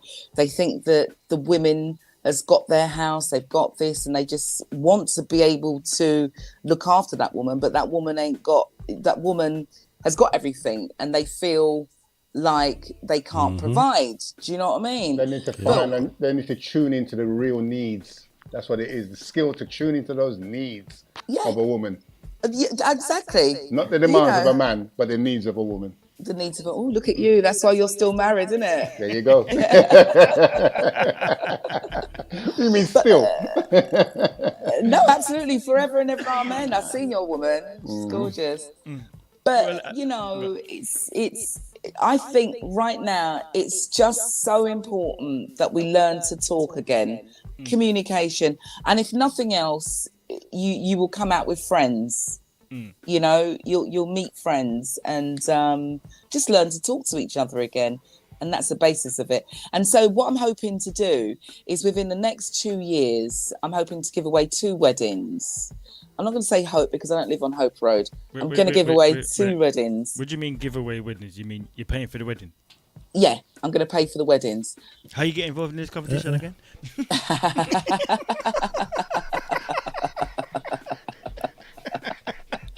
I'm going to pay for the weddings, right? But there is a way that I'm going to do it, but I'm not going to give away my secret now. Hold on a minute. Is there a budget though? Is there a budget? What's going on? Yeah, we're not talking Gretna Green thing. You know, we're talking. No. I'm talking about proper getting on a flight and maybe getting married in the Caribbean or honeymoon in the Caribbean, but giving away 2 weddings. And the first one will go to a couple who's been together for longer than 2 years. And then it'll be process of elimination. So maybe a stage event may come out of that where they, have to do some tasks like changing a duvet together or putting up, a flat pack together or whatever. So there'll be lots of fun. And they'll have to be nominated as well. And then the other one will go to a couple who's actually met on the Him and Herology community program. Do you know what I mean? So I'm looking to give away 2 weddings. Boy, there's going to have to be some immigration questions going on, man. What side of the bed to sleep on? No, I've got one question because it's the season to be jolly. I'll only have one question. Can you make black cake? Can I make black cake? No, that's the question to any woman. But I'm asking you, can you make black cake? I've been on the plight for black cake for about 2 weeks before Christmas because I ain't getting no black cake for a little while. I went to a party and I tasted black cake again for a little while, and now I'm on the plight for black cake. So I ask every woman, can I make black cake? Give me 1 second. Auntie Gloria, can you make black cake? I did taste the one you made. It was delicious. Right. My Auntie Gloria can make black cake. By the time I go home, I'm going to be able to make black cake. Okay.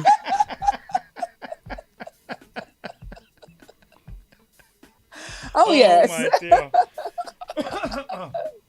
But Elaine, don't go nowhere. Stay right there. Yeah. Let's see if we can bring Christos back in. Chris. Hello. Hi, Christos. Hi, my darling. How are you? I'm fine. Do you know, I was saying when I heard you was going to be on the show, what a coincidence. You know, I'm with Auntie Emily right now. I know. Janet just told me. Janet told me today. Isn't that amazing? That's amazing. Christoph was the Master of MC at my cousin Janet's wedding at St. Elizabeth. And I'm actually with her mum right now. It was her mum that was ragging me off about coming to club things in. She got I got dragged, mate. Me and you was DJing at the wedding, weren't we, as well? That's right. And it's really funny because I've known Elaine from when I used to work on the King's Road. Remember Mo? Yes.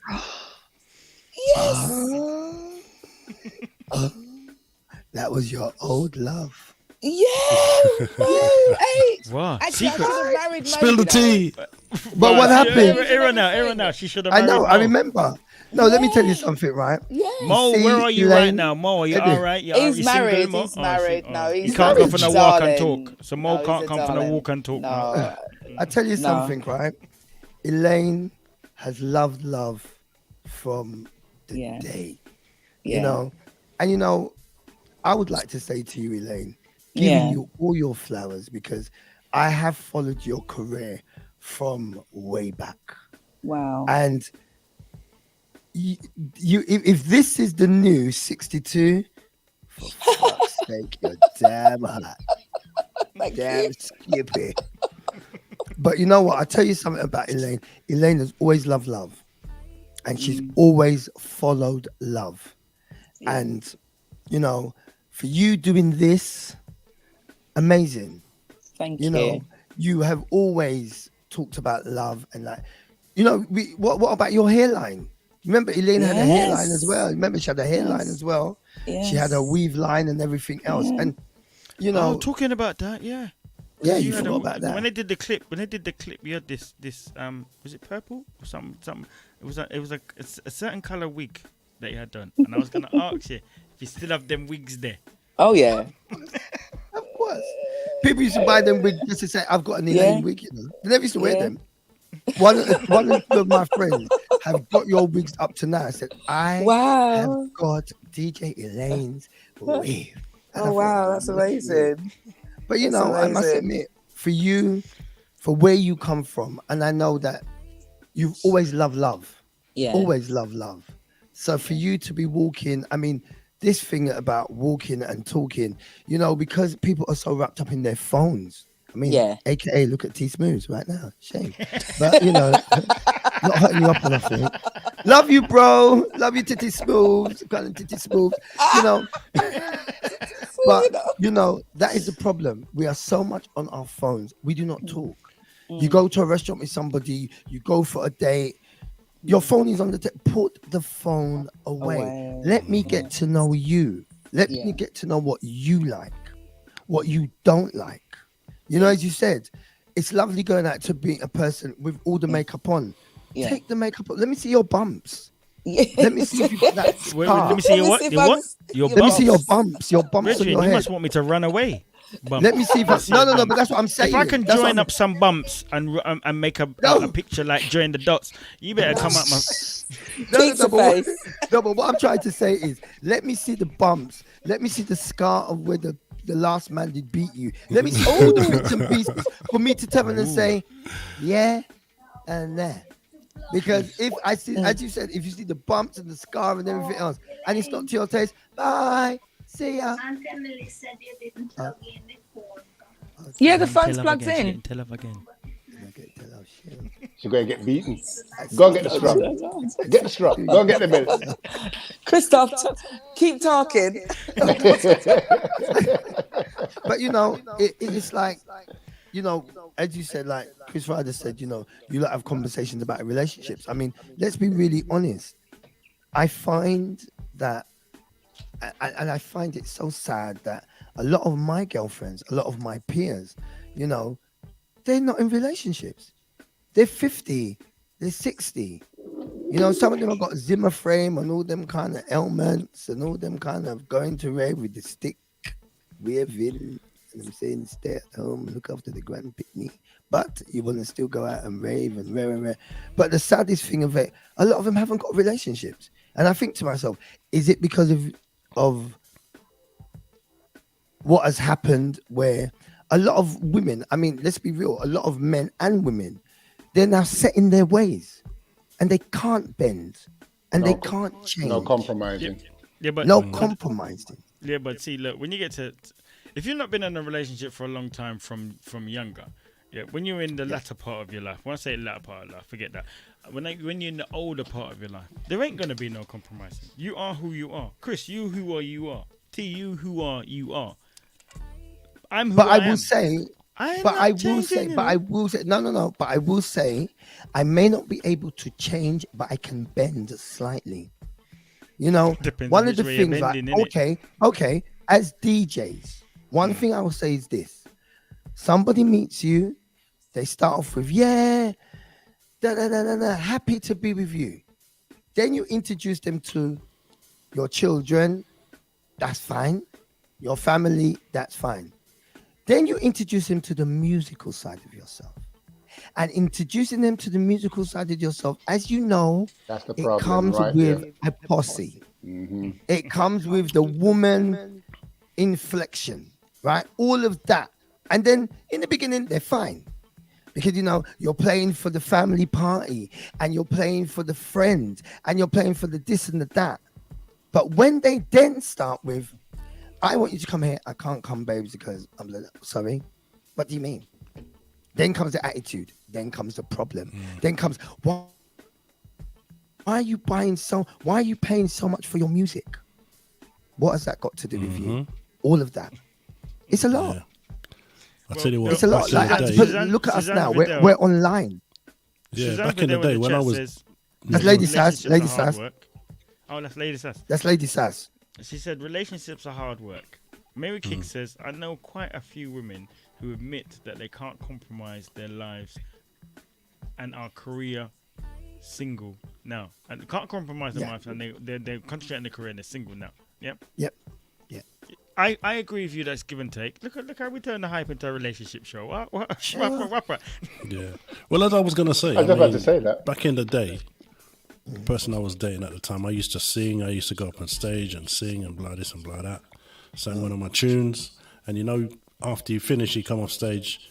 A certain amount of women will come and say, "Oh, it's a nice tune," and putting it out and stuff like that. When we got home, the woman said to me, "I don't think I could be with you if this thing took off." Wow. That's what she said to me. And did it so take straight off? away you're thinking to yourself, boy, this ain't the woman for me. Do you know what I mean? Yeah. Get out. Get the hell out of the town. Bye. Because as I you think know, also- if I'm successful, she's successful. But she didn't look at it that way. That's how they're supposed to look. Do you know what I mean? But A lot of them didn't. this is the thing when you are an artist. Because remember, even if you're a DJ, you're a singer, you're a writer, or blah blah, it's all part of the arts, isn't it? And artists are supposed to be flamboyant anyway. We're creative, and with that creativity comes emotion. People like what you do; they follow you. Right. That is part and parcel of the job. Right. If you can't deal with that, Get out. Don't step forward in this direction. Get out. Because you know this is what's going to happen, and it doesn't matter Get whether you're a out. singer, whether you're a manager, whether you're a producer, whether you're a band member, anything doesn't matter. Nothing like that. It don't matter at all. So do remember, we're there at the hype. You can, if you've just come in, if you're new, subscribe, like, and hit the button, and share, and hit the button. Okay, right. Can I ask you lot all a question individually? As DJs, do you find it difficult? Did any of you find it difficult, or do you find it difficult to be who you are in this industry with, I don't want to say the fans, but the fans? Do you find it difficult? Because especially if you're in a relationship. Chris Ryder. Yeah, it would be difficult, definitely. Person Has it been I'm with- difficult for you? Huh? Has it been difficult for you? Yeah, at certain times, yeah, definitely. Okay. It's been trying at times, yeah, definitely. TT Smooths, what about you? Because obviously you're married and you've been married for years. Has your wife really had to deal with all of that? No, we've been together so long. My show is my show, and my marriage is my marriage. So whatever I do in my show, it's a personality thing for the show. It has nothing to do with my relationship. So we keep the two separate. She understands it. She likes what I do. That's it. And I keep true to myself at the end of the day. Fantastic. I'm a charmer. I'm a smooth man. So that's what I portray when I do my show. TT Smooth. They call it TT Smooth for nothing. Esther. And for me, no, it hasn't. It doesn't make a difference to me, because anybody who knows me, and if you know me properly, you get to know me properly. This is what I do, and if I do this is what you accept. If you don't accept that from you walking the door, that's your business. Get out. I am not changing it, and I am not going to be no different from what I'm doing. Entertainment is one of the things that I fell into, and I do it, and you do it well. People gravitate to it. Yeah. And they catch a feeling of whatever you do. Yeah. I like that. Yeah, it makes other people happy. I like that. Now, if that's going to make you sad, then you're not the person for me, is it? For me, it's as simple as that. Exactly. Elaine, do you find it challenging in when you've been in relationships, especially being a female, and being the female that you are, and do what you do? Because remember, as you said, you've got your femininity, but you also got your masculinity. So I know for you, when you're ready to turn it up, in your masculinity, you're doing it all the way, and when you want to be the feminine, you're doing it all the way. Have you found it challenging being in a relationship, taking on the masculinity role, and your partner have to basically hang back and look at you and say, wow. Carry the record box then. Carry the record box. Humble yourself, man. Humble yourself. Yeah, no. I've been, how can I say, within my relationships, I've been quite fortunate. I mean, Mo was very jealous. Oh my God, I'll tell you a story about Mo. Sorry, Mo. All right, when I was over at EMI Records, all right, so he bought me this beautiful engagement ring and he was so jealous. And anyway, I'd run this competition, teamed up with The Voice and everything to find these artists to make the Fly Fresh and Fat album part 1. So we found a winner and they put us on the front cover. So do you remember when photographs used to have transparencies, right? You remember the transparencies? Well, somebody went and printed it the wrong way round. So I got home the night, my guy was furious with me. And you took off your ring and you put it on the other hand to make out that you're not that you're not engaged. And all it was is that they transposed it. The picture was just turned around. The picture was turned around, and I couldn't convince him. Yeah, but they're professionals. Why would they print it the wrong way around? Oh my God! I remember he was Arabic as well, isn't it? Yeah. So that was it. But I'd say that it's been okay, me in relationships and that, because as much as I have to kind of be the feminine and masculine in my work, when I go home, you'd never believe that I'm DJ Elaine. Yeah. I'm Elaine. I'm that with my friends. People are always quite taken aback as how down to earth I am. I walk up to venues and I don't even know that they know me, and they'll look up and they'll see it's me, and I say, I'm sure you're on the list. And if I'm not on the list, they put me on the list. And so I always walk up expecting to pay, and they just, you know what I mean? So I'm actually, believe it or not, quite a shy person. It's just that I'm doing something I love. So when I'm on stage, your alter ego's in front of you. It must be that. But when I come off a stage, you're going to find me in a corner somewhere, just like, you know, I'm not, you know what I mean? I can quite easily be absorbed by the crowd. But with guys, I think that, I don't know, sometimes, I don't know, you'd have to ask them. Do you know what I mean? You know what? It's no different from guys and girls. It's no different. It's no different. It's definitely different. If people are jealous, people are jealous. If people can't take you getting the attention and they're not getting the attention, then that's how it goes. Yeah. But we are going to, did you know what's so funny? We are going to have a show, a relationship show. We can talk about these things here properly. Properly, especially with artists and how these relationships and stuff affect you. Sometime within the new year, sometime 2024, because this is the last show of the year, festivities, and we're coming up to New Year's and stuff, so 2024 soon come. So people, watch out for that to come. Now, I'm going to say, yes, darling. Fantastic having. Oh, I hate listen. That beats the babe one. That beats the babe. That beats babe. That beats babe. Like I'm going to say, only in Jamaica, though. DJ Elaine, this is for life now, isn't it? It's recorded, so it's going to be. It's recorded, isn't it? You're there in Jamaica, and it's Elliot, what you doing? Is it you're on your phone? Oh, you're on TV? I'm in no business. Come. Start up the clock. Start up the clock. I'm plugging the phone. It's been absolutely fantastic having Elaine and Christos right here on the Hype. Thank you, guys.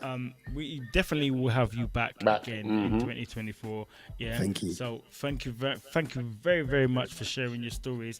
And you're welcome. Merry Christmas, Merry New Year.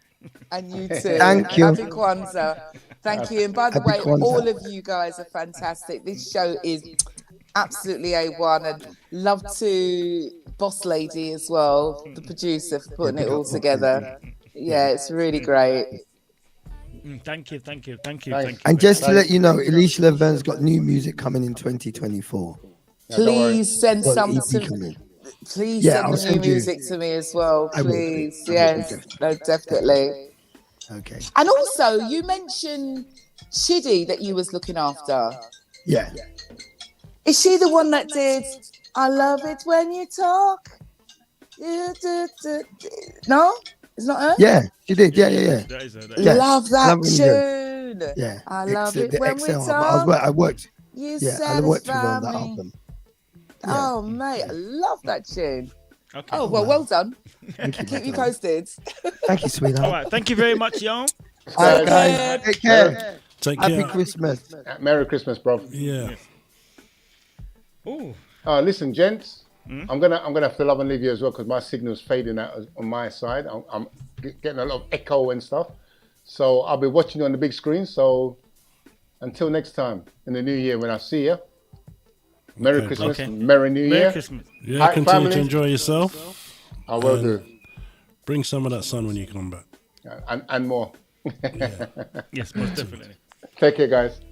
Take care.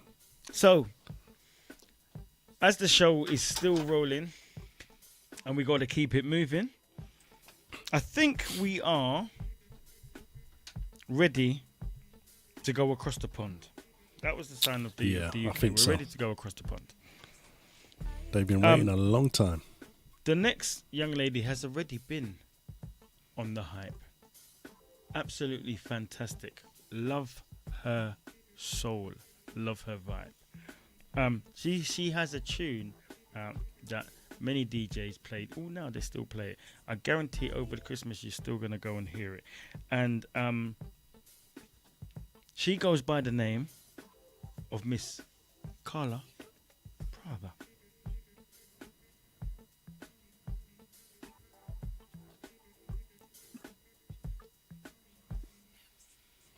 Hello, my dear. Hey there, family. How are we? Sorry for keeping you waiting. Oh no, I was just ready to jump into that relationship conversation. Bro. I was getting kind of good. Do you know what? When I saw your comment, I knew you'd be like, she said, okay, let me start the things. Yeah. How are you? Here I was thinking it was just an issue over here in the U.S. Oh no, It's worldwide. It's worldwide. It's worldwide. From you know how it goes. You know, Yes. from other people can give you attention that a certain person doesn't want to see you getting that attention. It's a problem. But we say, it's another show. But no, do you know what's so funny? What's so funny is that the fact that once the conversation has been started, everybody else will come and add their things to it. So we definitely need to have a show when we talk this talk with the artists, with people in the business. Oh yes, because it's definitely something that I think we all can relate to. You know, that topic of relationships, because I myself am single as well. And no question. Let me see your hands. Let me see your hands. I don't believe you. Both hands are free. No, but I like I said, it was kind of funny. I was laughing to myself because I was like, here us young ladies are over in the U.S. thinking it's just a thing over here, but apparently across the pond, there are a lot of single folks in the entertainment industry as well. So, but I can certainly relate. But how are we? How have we been? It's been a moment since we've spoken. I'm fine. Good stuff. I'm fine. Good stuff. How are you?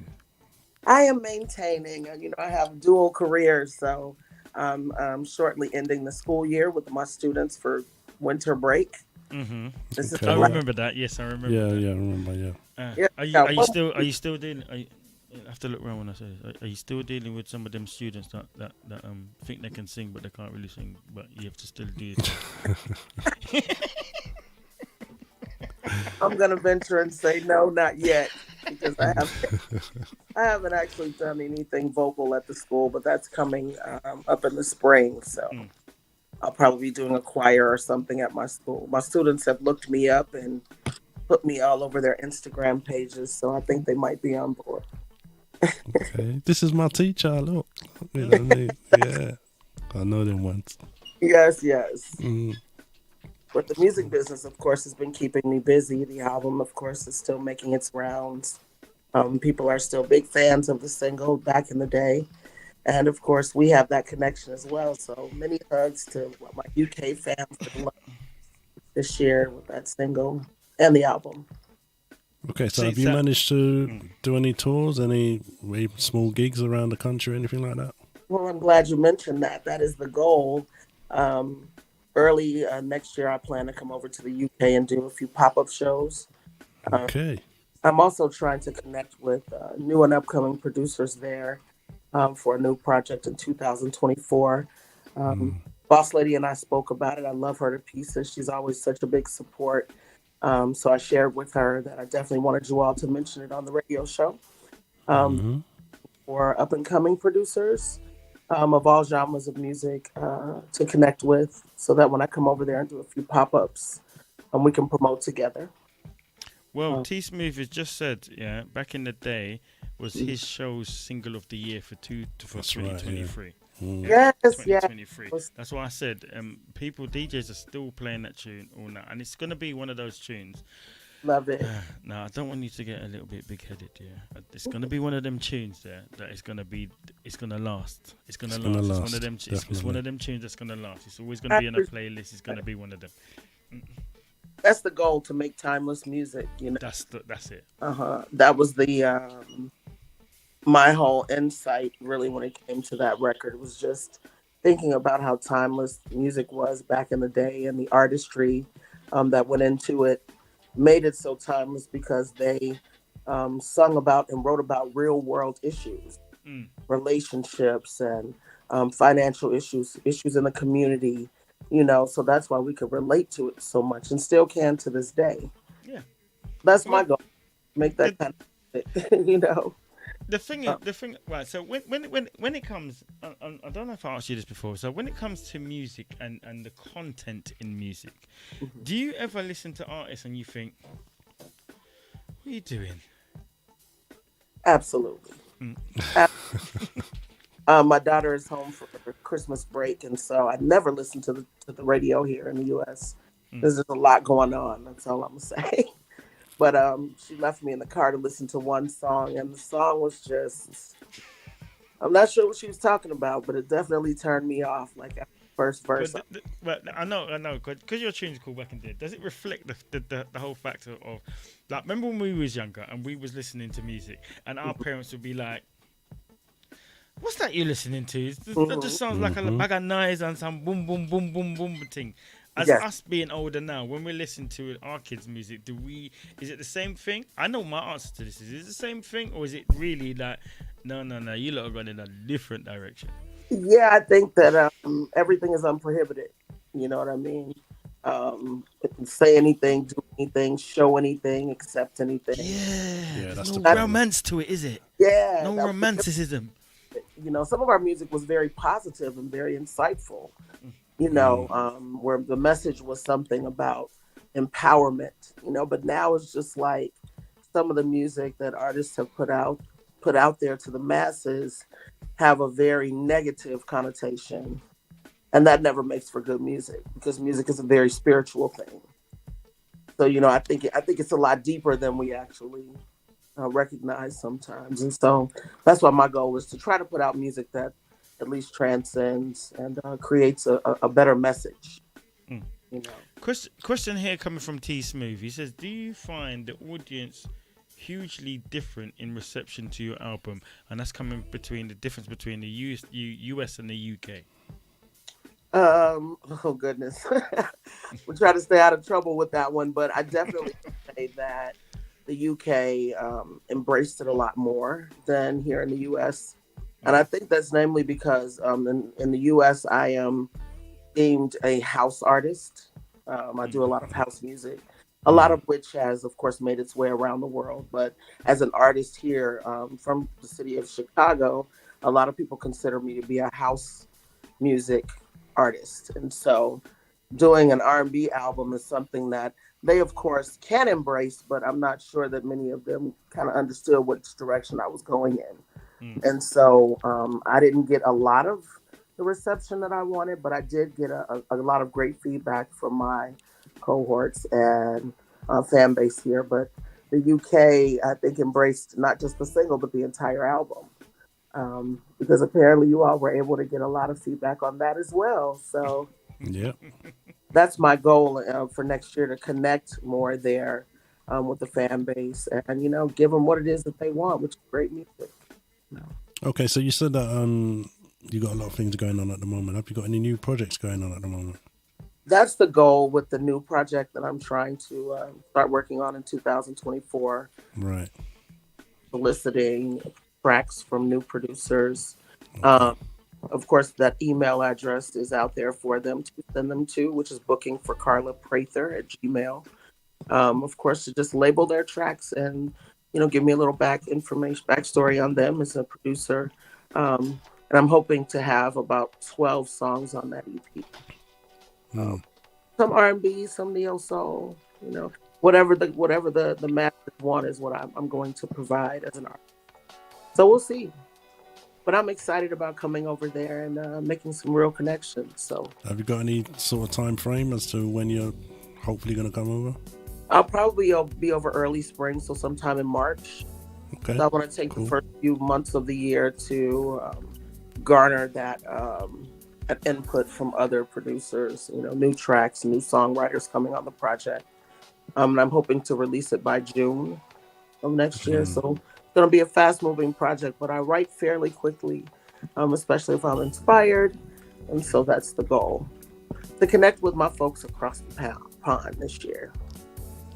So Susan, Lady Sass says, whoop whoop, can't wait for you to be here. Yeah, can't wait for you to be here. And trust me when I tell you that as soon as you land on any stage around here and you bust that live and direct, you're gonna understand. Have you come to the UK before and performed here?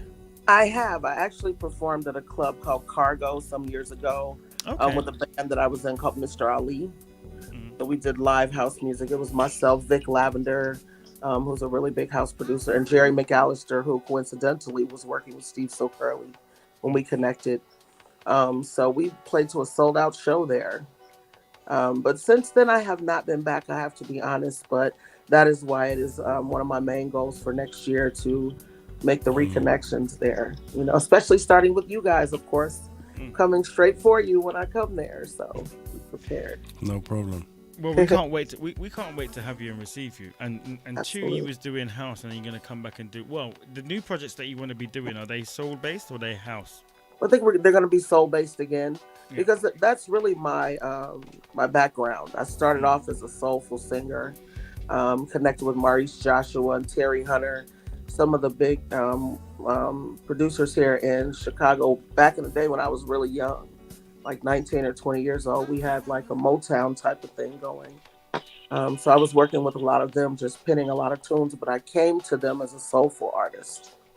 So house music just kind of kidnapped me. Well, that's what they've done, isn't it? The house thing is the beat that makes you jump, but it's the soul part of the house, the singing, the actual vocals and stuff on top of it is what makes the tune. Is what makes the tune.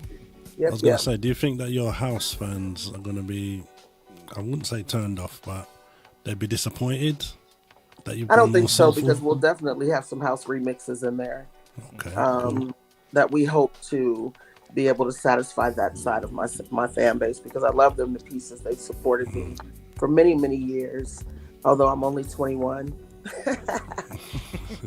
That's my story, and I'm sticking to it. 20 at best. Yeah, putting age on you. I love it. Snaps. I love it. I'll take it. Right, so because it is the season to be jolly and merry and all these things, what does Christmas look like for you around these times? What do you do around Christmas? What's Christmas for me is really about family. My parents are a little bit older. My sister lives in Atlanta. I have one in Atlanta and one in Detroit. So to be able to get together with them and share and be able to celebrate together is the best gift. I haven't done much. So I need to ask you a question, because when you started talking about cooking and food and Christmas and stuff, can you make rum cake? Yeah. You can? I can be the quickest YouTube video I can find to teach. I heard you guys talk about black cake either. I'm like, that's a couple. Black cake is rum cake, yeah. But yeah. I don't know. I didn't know if in America you call it black cake or rum cake or whatever. But it's black cake. I need to know who makes black cake because I'm on a plight for black cake. Gotcha. We could definitely figure that out. Everything. No, but I do cook. I do bake, so I'm sure it wouldn't be like a tall feat, but definitely. Yes, it's his T-Smooth nose. I'm obsessed with black cake at the moment. He's also asked, is there any current neo artists that you would like to collaborate with at present? My absolute favorite vocalist on the planet is Layla Hathaway. And I follow her a lot. Coincidentally, I've never seen her in person. A couple of times that she played in Chicago, I was performing myself somewhere else. So I haven't had a chance to ever connect with her, but she's definitely at the top of my list to work with. Yeah, I ain't gonna lie, she's one of my favorites as well. Mm-hmm. Absolutely. Layla, if you're listening, yeah, somebody really wants to work with you. So if we can make that happen, yes. Contact us at the Hype because it's not a problem. You know where we are. Love it. Hold on a second. So make sure. Right, that's it. So my camera, I don't know what I was doing underneath the table, but I kicked the camera and the camera just turned. In fact, that didn't sound right, but take it as you want it. No, Tis the season to be jolly. I wasn't going to say anything. I was like, what? Under the table? What you got going on under the table? Shh. As long as the hat stays on, everything is cool, yeah? When the hat comes off, it's all over. Oh, when the hat comes off, there's a problem. Too funny. Oh my dear. So, listen. Now, with your album, can you tell? Because obviously we have new people that listen and stuff. Can you tell people where they can listen to your music, get in contact, whatever, your details, your socials, whatever? Absolutely. Of course, Carla Prather. I have several pages on Facebook, so you can tune into any one of them. Carla Prather Music, Carla Prather South Africa for my face. I'm getting ready to begin Carla Prather. CarlaPratherMusic.com. Do you know that you was cutting right there when you was talking it? I was saying Carla Prather Music. CarlaPratherMusic.com. CarlaPratherMusic.com. Yeah. And then I'm also on Instagram at the Carla Prather. And on TikTok at Carla Prather 18. So I have like 4 followers on TikTok, so y'all help me out. This is my niece's idea, like get a TikTok page. I was like, okay. So one last question I ask, yeah? Yes. How are you bringing in 2024? Honestly, I'm going to be in heavy prayer for new beginnings with my journey across the pond and being grateful for everything in 2023. I probably won't be performing or partying or any of that. I'm trying to have a perspective for the new year right now. I don't think getting boozed up is going to get me there. I'm not going to party. I'd suggest people do what they want to do, but that's definitely what I'll be doing. So you're going to be the sensible. So guess what? I am going to take my sensibility and give it to you to hold because I'm getting boozed up. Yeah, so I'm coming back and pick up. I say do your thing. Don't listen to me. My hype is a little different right now, but I don't knock anyone for getting out there, celebrating life, and enjoying that day because it is a blessing to see another year. Most definitely. With everything that we have going on, it's a blessing. So for you, it's about reflection. Absolutely. Mm-hmm. Absolutely. I hear that. Can't wait for you to come down here. I know. Be amongst us right here in the UK. And people, you all heard it in the Hype. She's definitely coming, and she's not allowed to take back no talk. I don't want to hear about no ticket can't get by. I don't want to hear about no plane strike. I don't want to hear nothing. Don't want to hear about no weather, nothing. I don't want to hear. If you have to, you can reach me by railway. That's what I want to hear.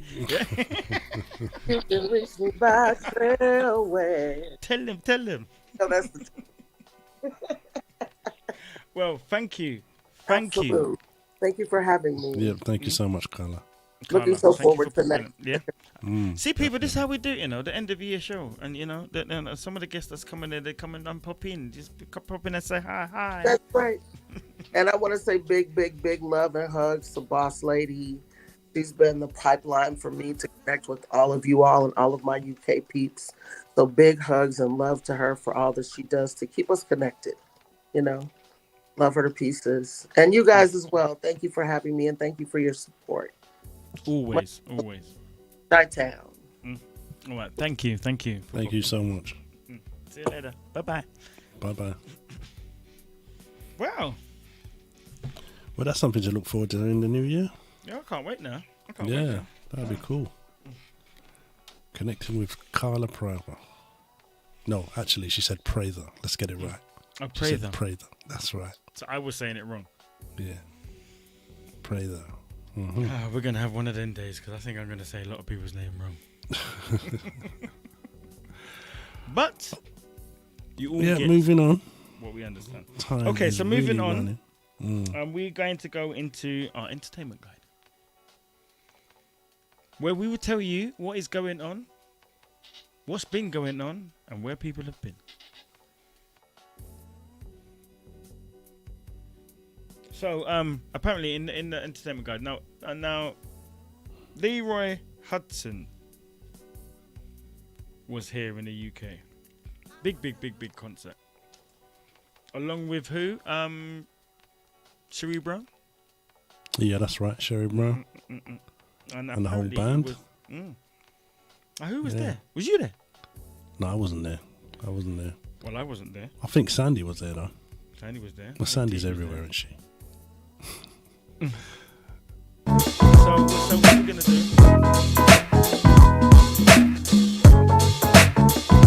They used to repeat the song with it.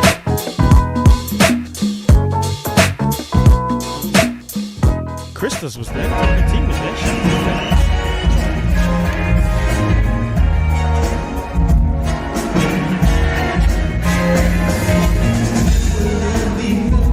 If I didn't take this chance, girl, to say that I want to be with you and caress you with my hand on my so I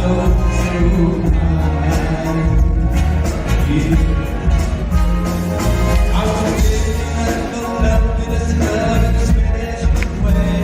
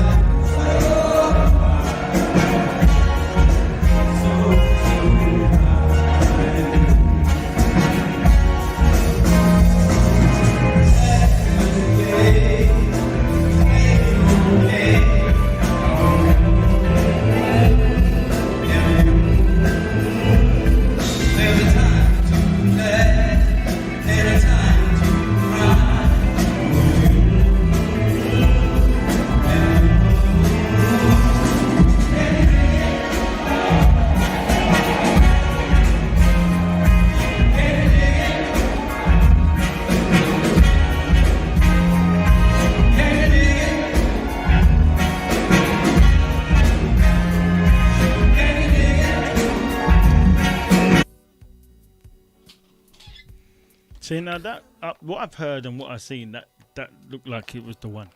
I was just listening to arrangement, production, everything, which is what's lacking in a lot of music nowadays. Do you know what I mean? Mm-hmm. But yeah, that sounded like somewhere I should have been. But it is what it is. Well, you know what? For 2024, I'm trying not to miss anything. Yeah, I think that's going to be up to be definitely my thing next year.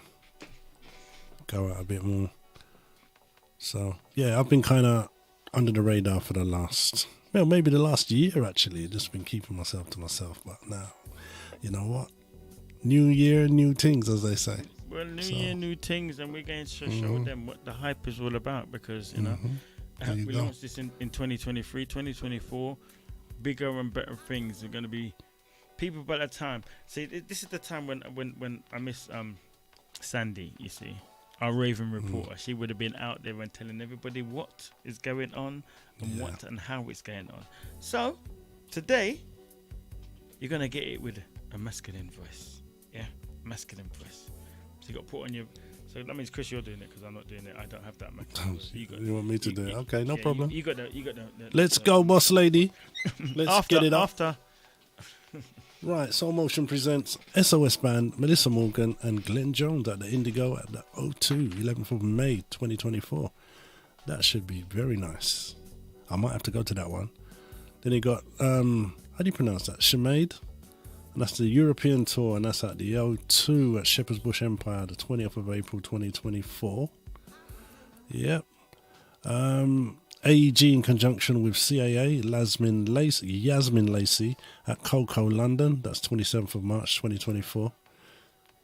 Yeah. And you've got the Blackbirds, legendary band the Blackbirds at the Jazz Cafe in London on the 18th of December from 7 p.m. Actually, that's tomorrow, isn't it? Anyway, Kyle Dion pop-up tour at the Jazz Cafe London, 7th of March 2024. That should be nice. And the Kindred and the Family Soul at the Jazz Cafe London, 17th. That's tonight. So who hasn't gone? Well, that's what it is. 8:30 p.m. till whenever. So they're probably on stage now doing their thing. Victor Wooten Sweet Tour or Sweat Tour at London, The Forge on the 17th and 18th of May 2024. And you've got R&B Block Party, that's Drew Hill, Music Soul Child, Adina Howard, plus more. And we're talking about Music Soul Child, Blackstreet, Donnell Jones, Jackie's Sweet or Jackie's Sweet or Tweet, Adina Howard, 702 High Five, Jade. That's a whole heap of people on that. That's the 31st of March 2024. Easter party, yeah. And then you've got Mr. Sophisticated Birthday Party, TL Cross, Kenny Whitehead, Leah Dior, Renee, Mark Nelson, and that's December 22nd. That will be big. And that's at the Regency Banqueting Suite. That's going to be a big dance. And then you've got For the Hard Way, and that is streaming live at the Spot from 6 p.m. till late on Saturday the 3rd of February. That's Touch T, Tony T, T Smooth, James K and T Ling. Yeah, man. Some things to look forward to there, definitely, most definitely. Definitely. So if you're going to be busy over the festive season and busy all through, that's the place. I might see if I can make an impromptu, push in the door on that one. Yeah. So, Touch. Look forward to look out for me. Come knock your door, yeah. Not that I'm going to play any music, but just support and thing. Go. Okay, so as we keep it rolling and we keep it moving, if you've just joined us right here at The Hype, do subscribe, like, and share. Yeah? All those that are in the chat room, shouts going out to Susan, shouts going out to Mary Kig, shouts going out to the Sun Collective. How are you lot doing? Do. And those of you that are nameless, just sitting in the background watching, remember I said in the beginning of the show, if there is any questions that you would like to ask any of the artists, just put them in the chat. If we see it in time, we can oblige. It's simple. And let me just reiterate again, because people see me sitting there with my what you call it, hat and my hoodie. I was in Gambia, came back in the middle of the week, and the change in weather has got me. So I'm basically, trying to sweat it out. So that's why I'm the way I am, and probably my voice sounds a bit rough, but we're going through. Do you know what I mean? So it is what it is. But now. So without further ado, so as we got next up, we have a artist that has not appeared on the Hype before, and has spoken to our producers and done a pre-recorded interview performance. He will definitely be on the Hype at some time in 2024. Brand new things come in, and he goes by the name of Mr. Robert. Okay, no, we're not. We're doing. This is live, people. An artist that has come in and been here before. Yeah, just like Carla has. Wants to come in and say hello, because this is our last show. So it's the last show before Christmas, and it's our last show. So we are going to have a few words with the one and only Mr. Antonio Magaha. What's up, gentlemen? Hello, sir. Hey, Antonio, how you doing? I'm doing well. How are you guys? You're looking well, sir. You're looking well, sir. Oh, yeah. That's no problem. Yeah. Thank you. Yeah, all is well, man. I can't complain. All is well. You look like you've been in the gym. Well, you know, the guns is fully loaded. The guns is out.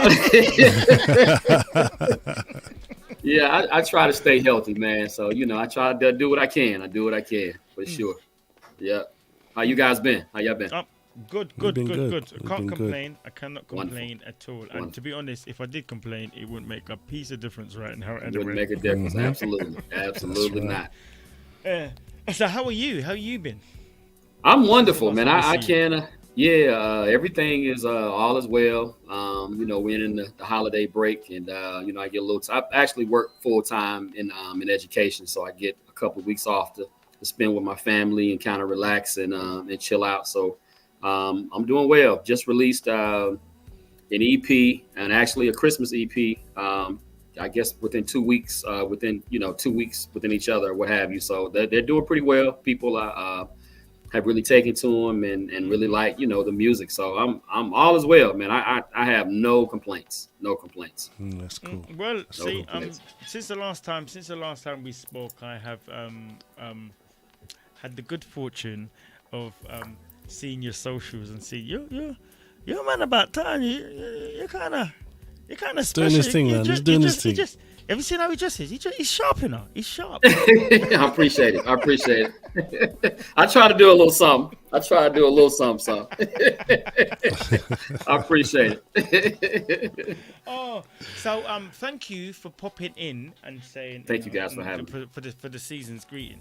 But you know that you can't just pop in here and just say hi and want to have a little chat with us, you know, after you you know, that kind of voice that you got, and you just told us that you've just released the new EP and the Christmas song. So I'm gonna put you on the spot a little bit and just say, you know, there's a little something you can just bring to the table. Absolutely. Let's do it. Let's do it. Let's see what we can do. So the name of this song is titled Netflix and Chill, and it's off the my newest EP, Love, Life, Loyalty, Volume 3. Okay, let's go. Can you guys hear? Yep, I can hear that.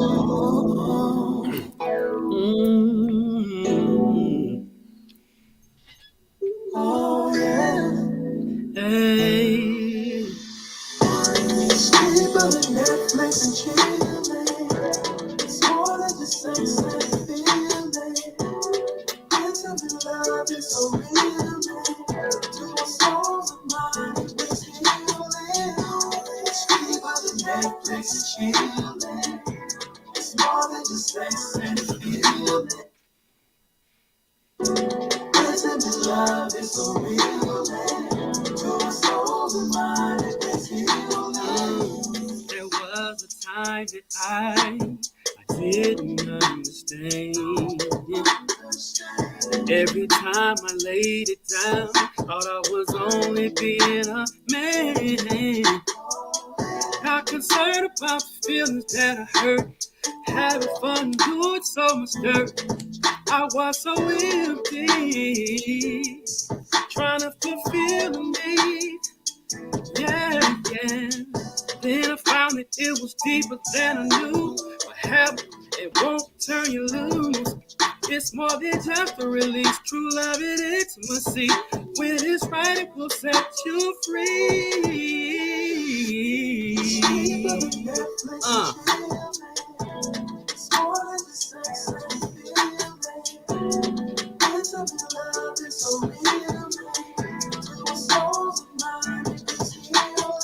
Healing, yeah.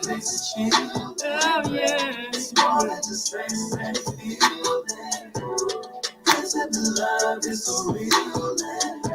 Hey, thinking back on all those times I was wrong, many nights and places that I did belong. But this urge keeps on calling me, and though it feels so good, gonna be the end of me, yeah. Then I found that it was deeper than I knew. What have you, it won't turn you loose. It's more than just a release, true love and intimacy. When it's right, it will set you free. It's deeper than Netflix, yeah. It's more than a sex and a feeling, yeah.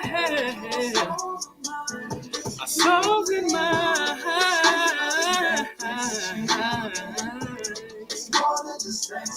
It's more than just sex and a feeling. Intimate love. Yeah, yeah. Deeper than Netflix, yeah. Yeah, yeah, yeah. Intimate love is so real.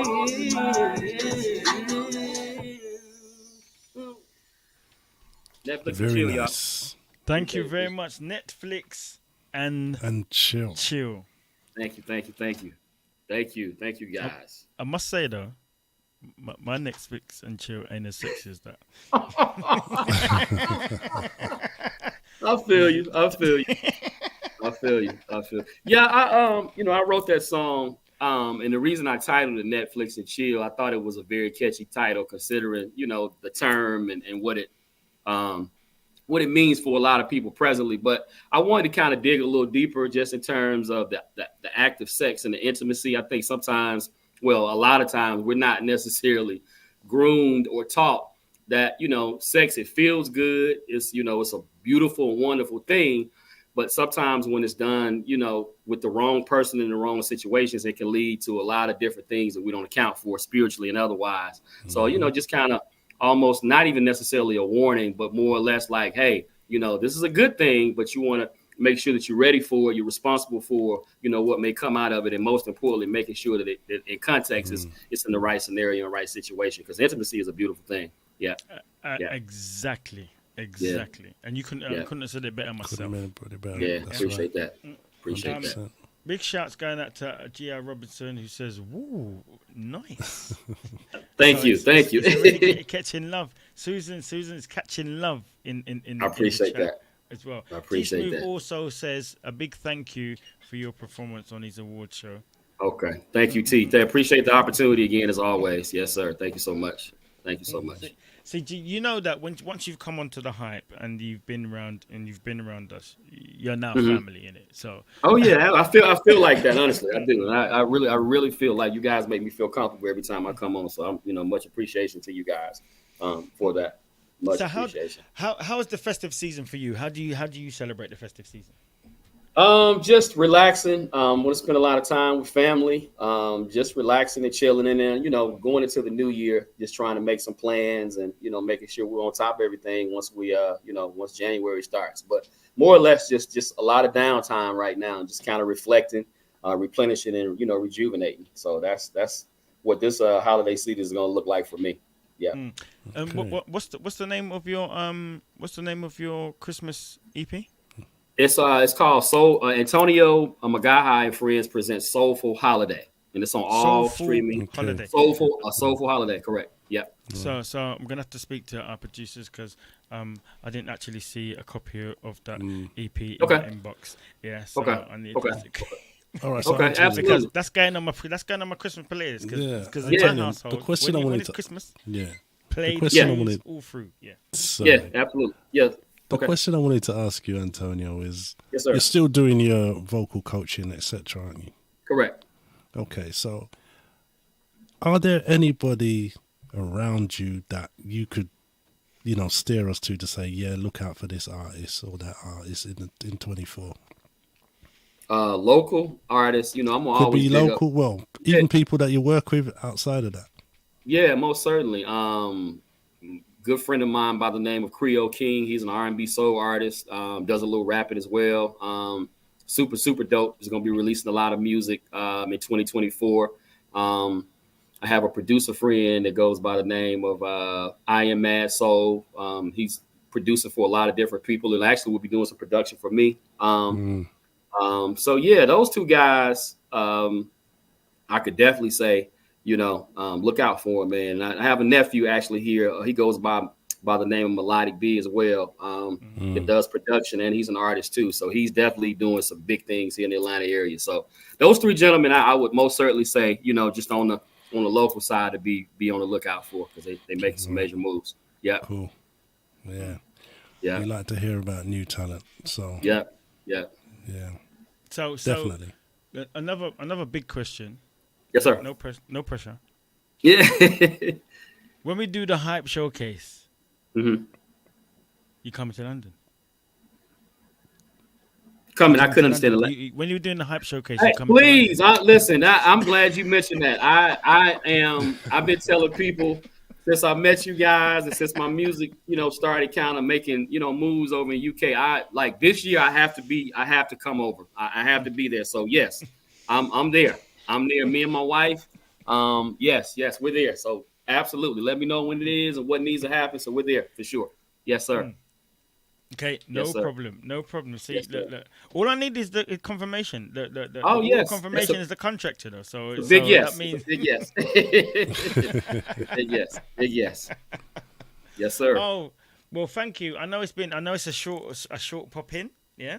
Yes, that's fine. Yeah, thank you guys again. Yeah. Thank you for thank you for coming into the Hype. This is the second time you've been here, and we know there's going to be many more times. So people, if you don't know, get to know.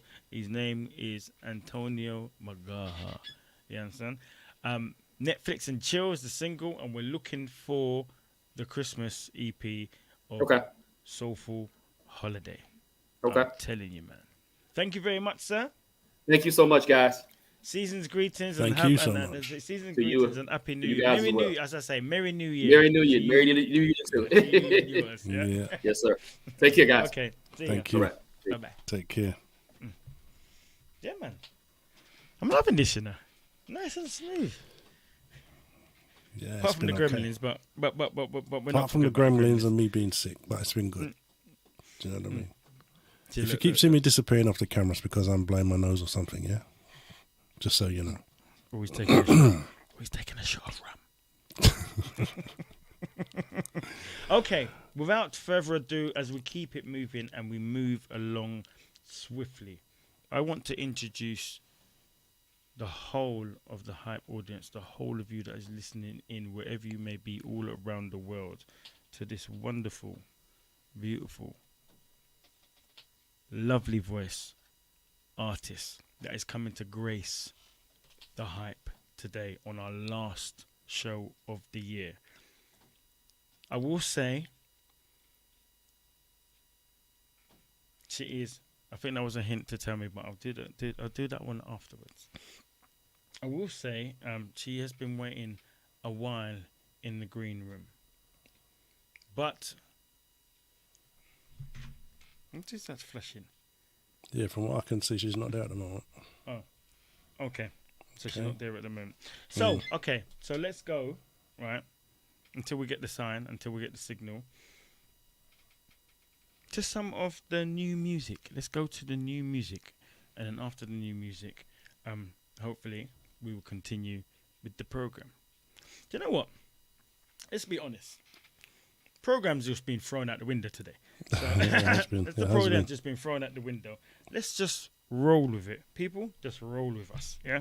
So let's go to our new music selection. This is music that you lot need to know about and need to be able to get it and know where to get it and play it, because we have to support these artists. This is the whole purpose of the platform.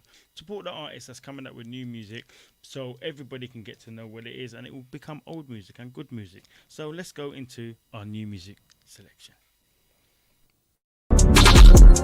We were 16, Terry Payne deep, pull up to the mall. Yeah, piss that bitch through the hole in the wall. Making niggas go broke, cause he gon' spin it all. I say, hey, that DJ slick and they... Yo.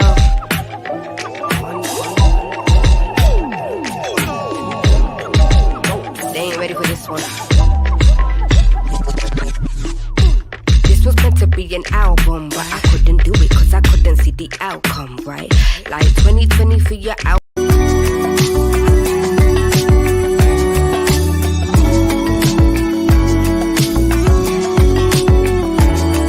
romantic fool.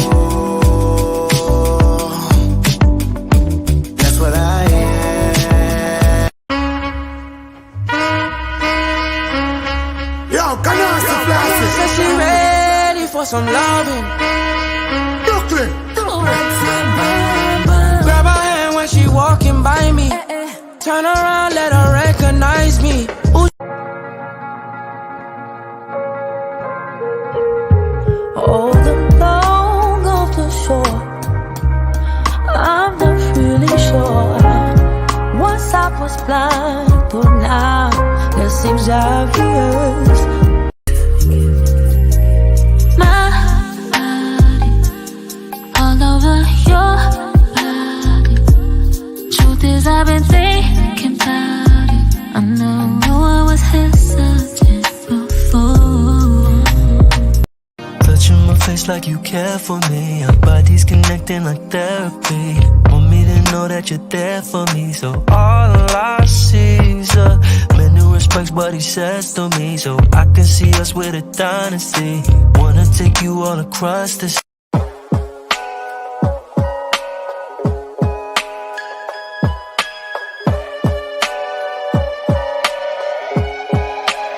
I could use some company here by my bedside.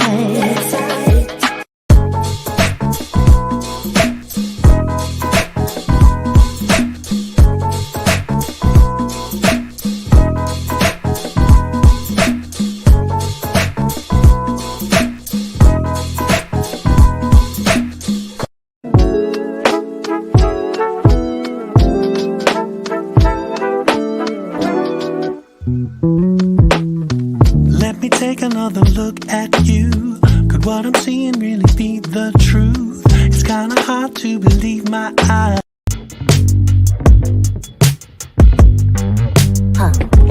Meet me in the backseat. Remember when you asked me out? Couldn't wait to test me. Later now you text me why? An intimate soiree when I caught my very first gaze. In the moment there was no delay. I knew that you would be my lady. I know that you don't need a man, and I ain't trying to change your plans. But if you want a lover instead, I can be there for you. See, those are the new hits, new bangers that you not need to be able to get quite your a few of them, hands innit? on. There's quite a few of them. Mm. Quite a few of them. So I know for my end of year show, I've got some more new tunes to come and play. Right. So moving on swiftly, without further ado, going to introduce you to this lovely lady, fantastic artist. Goes by the name. No, I say her name wrong. Chris, can you say the name, please? So Pasio Jones. I have to say it that way. So she's coming to grace the stage. So Pasio Jones, Hello. right here on the hype, coming at you. Hi. Hello, sweetheart. First and foremost, I'm going to say this. Sorry for keeping you waiting. Oh, it's okay. I was fine. I was watching my football game. I'm a big American football fan. What team? What's do your you team? Yeah. I'm a Niner fan because I'm from Northern California, so we'll be in the Super Bowl. No. I just irritated like half of the nation right now, but Are they oh winning? well. Are they winning right now? They are, and we have a great record right now. But anyway. Hi guys. Hi. Right. Do you because you said football, right? So I have to say, because we're from England, football means something different to us, you know. Yeah, you lot call it soccer, but football is football. Yeah. So right. So if we called it American soccer, would that be offensive? No. You can just say soccer though. I think we would know it. Well, that's why I said American football. I mean describing American football as American soccer. Oh, that might be offensive to some, but as long as you're winning, you don't care, yeah. I know one of my good friends, Anthony, Outcast from the UK. He just gets so annoyed, like, "Oh, you guys with your football, and then you get to touch it with your hands, and this is so easy. It's so easy." And I'm like, "There's skill and finesse in American football." It's called rugby to us. That's why it's called rugby. Yeah. Yeah. To be honest, I ain't gonna lie, because I'm into sport generally, and I don't really talk about my team because my team is they're not doing too bad this season, but I'm the Raiders fan. Oh, yeah. Exactly. Yeah. Well, you know what's funny is the Raiders were from Oakland, which is Northern California. Exactly. So growing up in Northern California, you either, you got a pass. You could be a Niner fan or you can be a Raider fan. But I was always a Niner fan. So okay, they got a great stadium now, though. Yeah, they're in Vegas. Yeah, stadiums. That's something I wouldn't mind traveling just to be there. Yeah, Vegas has an stadium. NFL team. It's a big thing here. It's a big thing. Okay, so musically, what have you been up to? Oh man, I've been writing and releasing new music. My good friend and co-collaborator, Configure, we just released an EP entitled Up and Away with the new single Hot Like Me. I'm really excited. It was something we have been working on for, at least 3 or 4 years. I got really busy. We both got busy, but we finally finished it up. And it was the perfect kind of, it was the classic case of he would send me tracks. I'd go in and cut them, and we created magic. And so that EP is out now, and I'm also working on a new Sapasio Jones soul record, which should be coming out in the spring sometime. So I've been working. You've been working. So wait, Configure, is he? Yes. He's from our neck of the woods, isn't he? Yes. Is he? He's from Newcastle. I'm not exactly sure the exact city, but yeah, I want to say I think northeast London. I heard someone mention, northeast England. I mean, northeast England. Yes. England. Sorry about that. Yes, absolutely. But he's a big hip hop producer. He's doing very well here in the States as well. So shout out to Configure if you're tuned in. So if he's from Newcastle, right? Newcastle, and people from Newcastle have a distinctive accent. Oh, really? Yeah. So do you understand what he's saying? When we speak, I do. But it can get tricky. I've spoken with a couple, DJs, and I'm like, I'm sorry, can you repeat that one more time? Yeah, it's called. Or I'll have my buddy translate for me who's from there. So I'm like, what is it's called the Geordie accent. It's called up there. That's what it's called, the Geordie. Okay. But yeah, they are a bit different in terms of how they speak. Oh, okay. So you basically got different regions in the UK where they have an accent. Right. Manchester is one, Birmingham is another. Do you know? So okay. It is what it is. Yeah. But it isn't good. They don't sound as posh as us. No, they don't. I wonder what would they say. They'll say we don't sound as posh as them. Yeah. We're upstairs, downstairs, Mr. Darcy and that kind of thing.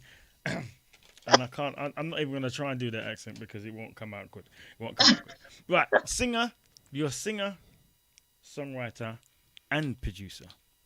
That is true. That right? Yes, that is correct. Do you produce your own stuff? I know you work with other people. Do you produce your own stuff as well?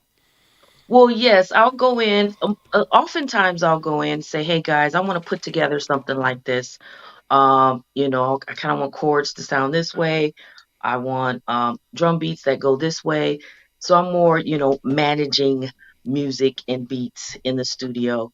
But I have been very instrumental in getting songs placed as a producer and um, getting assignments and being able to deliver to certain TV executives and things like that. So absolutely, I do TV. collaborate on my own stuff, but Mm.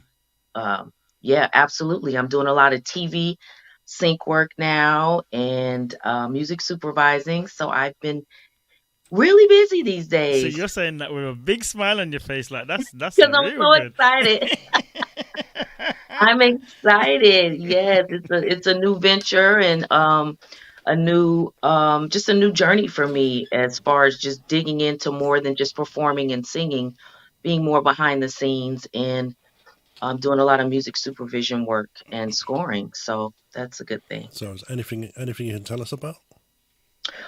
It's stuff that's in the works. It's a Okay. couple things that are some independent short films that I'm scoring, but things that are definitely going to be presented in some of the film festivals here, Sundance and South by Southwest, and I'm for a couple of my colleagues, I am a go-to person for music for their films. So I don't always just place my own music. I'll reach out to colleagues and friends and see what do you guys have. I need this. I need this type of joint. I need a ballad.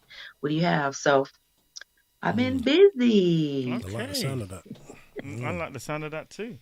Right. So now I don't want to get myself into trouble, so I'm going to ask you. How do you pronounce your name? Because I keep getting told off for pronouncing it wrong. Supasio. Supasio. Okay. Supasio. Yeah. Where did that name come from? It's actually my last name, what they would call government name. It's my dad's Filipino, so it's of Filipino heritage, and that's my born last name. Does it have a specific meaning? I don't know that it has a specific meaning, but I don't know about that. You'll have to look it up. I'd have to look that. It could mean goddess of music. Yeah, it could be, or just a super amazing group of people who have this name. So let me answer the question. You've been in the business. Correct me if I'm wrong. Yeah, you've been in the business 23 years, 24 years. Give or take a few. I was born singing. Why music? You said why music? I got it honest. My dad's a musician. He was a touring musician locally in Southern California, and he plays keys, guitar, and I was just constantly around music, and I feel as though it was just inbred in me. In addition to that, my mom used to always play all the top soul and funk and R&B music from the moment I can remember. So I just always had music around me. So it felt like just a natural thing for me to do. Okay. So here's the spinner one then. So if you wasn't doing music, what do you think you'd be doing? I dabbled in acting a little bit. I was actually acting before singing. But outside of entertainment, I do moonlight as a business manager. So I'm big in accounting. The other side of my brain works on a regular basis. So you're a numbers cruncher. I am. I'm a numbers cruncher in the entertainment business. Fun fact for you guys. So I do business management and accounting. I moonlight. And I have a couple side businesses as well where I do some tax work. But I don't know. I'm a creative soul, so I'd have to be making some pottery or painting or something. If I'm not singing, You have to be I have to be something. painting or making a vase or something. I don't know. So the arts is making a vase. All that put in my head was Ghost. Exactly. That's what I was thinking. I gotta be like forming a vase or something. Oh, see, so you're an artistic person, and you are. Do you know what you just described yourself as an entrepreneur? Do you know that, innit? Yeah. The technical Pretty term much, yeah. for it. That's right. Yeah. Very talented lady. That's what I would say. That's what I would say. That's what I say. And I appreciate loving it. your music. Just quickly, right? Because I know some people may not have heard of you. Most people have. But just for those who haven't, I'm just gonna throw in a few tracks here to let people know what your sound is. Now, these might not be the newest of tracks. So these are the tracks that I like. Okay. The ones I like. These are my personal ones. Don't tell nobody. Yeah. This one. Wow.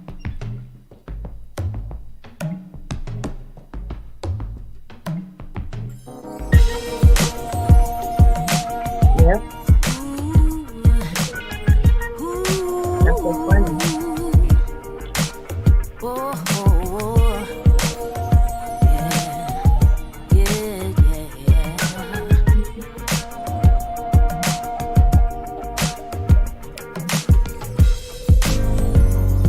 It's always been so clear to me.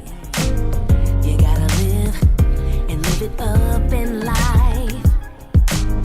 I'm taking chances, fear's my enemy. Nothing to lose but time. Hey. Oh.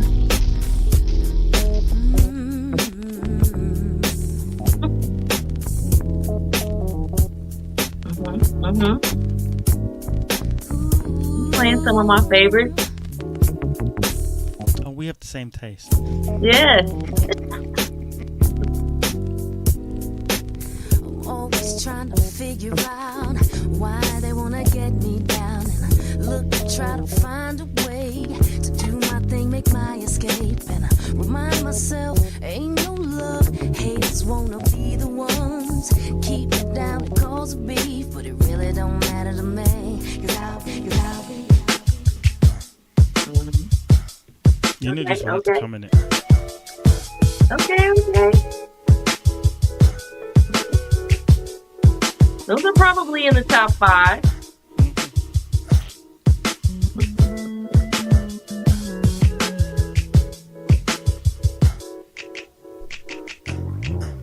Just like a star to me, endlessly. You're riding up my life. I wanna be everything you need. I wanna love you constantly. And at times we reach a storm. Classic. It's looking like we can't go. That's an SJ classic. Don't wanna face feelings of doubt. My heart can't beat without you. Should I stay? Should I go? Should I run? Should I hide? Is it wrong? Is it right? Hey. Absolutely. Listen, that's what I said. Some of my favorites from you. And the thing about it is what I want to ask is the flow within the songs, the key to your writing. What's it based off? Is it based off your own personal life, things that's happened to you in your life, or things that's happened around? I ask most artists this because sometimes you get people that are young, so they haven't lived the life of the things that they're talking about. But then, there's a way that you put things which sticks to it. It's very soulful, and it's don't want to offend. It's not R&B soulful. It is just soulful, neo soulful, soulful. Yeah, it's a vibe, isn't it? Yeah, It's yeah. a vibe. Yeah, I it's funny you should say that. I will definitely approach a song. As a human being, you can't help but draw from your own experiences. But sometimes we run out of things, and I've taken stories from other people I know, or things that are just happening to just regular people. But most often, for me, a lot of the songs that I write are from my own personal experiences. So that soul that you're hearing and feeling is like true passion, because it's something I'm probably experiencing. So yes, I draw from my own experience. Going by those tracks that Esther has played, what do you prefer? Do you prefer more up-tempo beats, or you don't really have a preference? I like them all. I have an affinity for writing up-tempo beats. Over the years, ballads have always been easy to write, but most often, can you write an up-tempo banger that will move people? It's hard to have a cool, hip, fast R&B song that would stand the test of time. That's not too trendy. But I prefer to write up-tempo and mids personally. And that's the problem we have as DJs right now, finding good up-tempo beats. Right. Yeah, that's cool. Listen, okay, so as an artist, now you've been in the business for a while as an artist, so you've seen progression of music as it comes and goes. So there's things that you like. So I'm gonna ask you two questions, two-part question. You've come, you feeling stressed. The studio has said, yeah, you've done your score. They was gonna pull it on, and then they for some reason something went wrong. You feel a little bit stressed. You come home. You want to relax. You want to put on the music. Who do you draw for? You're saying when you're in the studio and No, when you're at home. You come home. You've had a stressful day. You want to listen to some music. Who do you play? Who do you draw for? I was just looking at my playlist, and it's always, I seem to be stuck on 90s R&B right now. I'm just all over 80s and 90s R&B, not 2000s, not 70s, but something about 80s and 90s right now. I'm just all over it. I'll keep switching and trying to shuffle, and it keeps coming back to 90s. I'm heavy in the 90s right now. 90s. So if you're going to play a 90s track, what track would it be? And if I said to you, yeah, bust a tune for me now, what would it be? A 90s? Probably some SWV or Mary J. Do you know what? I knew we was friends. I knew we was destined to be friends. I knew we was destined to be friends. That's my favorite. It would probably be, it would be Mary or SWV most likely. See, I can do Mary. Nice. I love Mary to pieces, but it's SWV for me. In fact, my old girlfriend, she used to, in the 90s, she used to get vexed because I used to be like, oh my gosh. Yeah, it's definitely the 80s and 90s. It's definitely, I think, the best era for music. Right. Because it has the energy. For me, it's not too slow, but it has the energy, but it's still smooth. So it's not like stressing me out, but at the same time, I'm engaged. It's engaging. And then the tracks back then, and then they were real songs with chords and melodies, and that's what I love the most. And I think I'm influenced a lot by the 90s R&B sound. Songs like what you played, Should I Stay? That's a 90s R&B song. So, well, the 2000s is where, in my opinion, the 2000s is where you had a shift in the music anyway. Right. We started to get, not so much emphasis on the writing, more on the grooves. Right. And I think that definitely is a factor in how music is being played now. Yeah, I would agree. So, I don't know.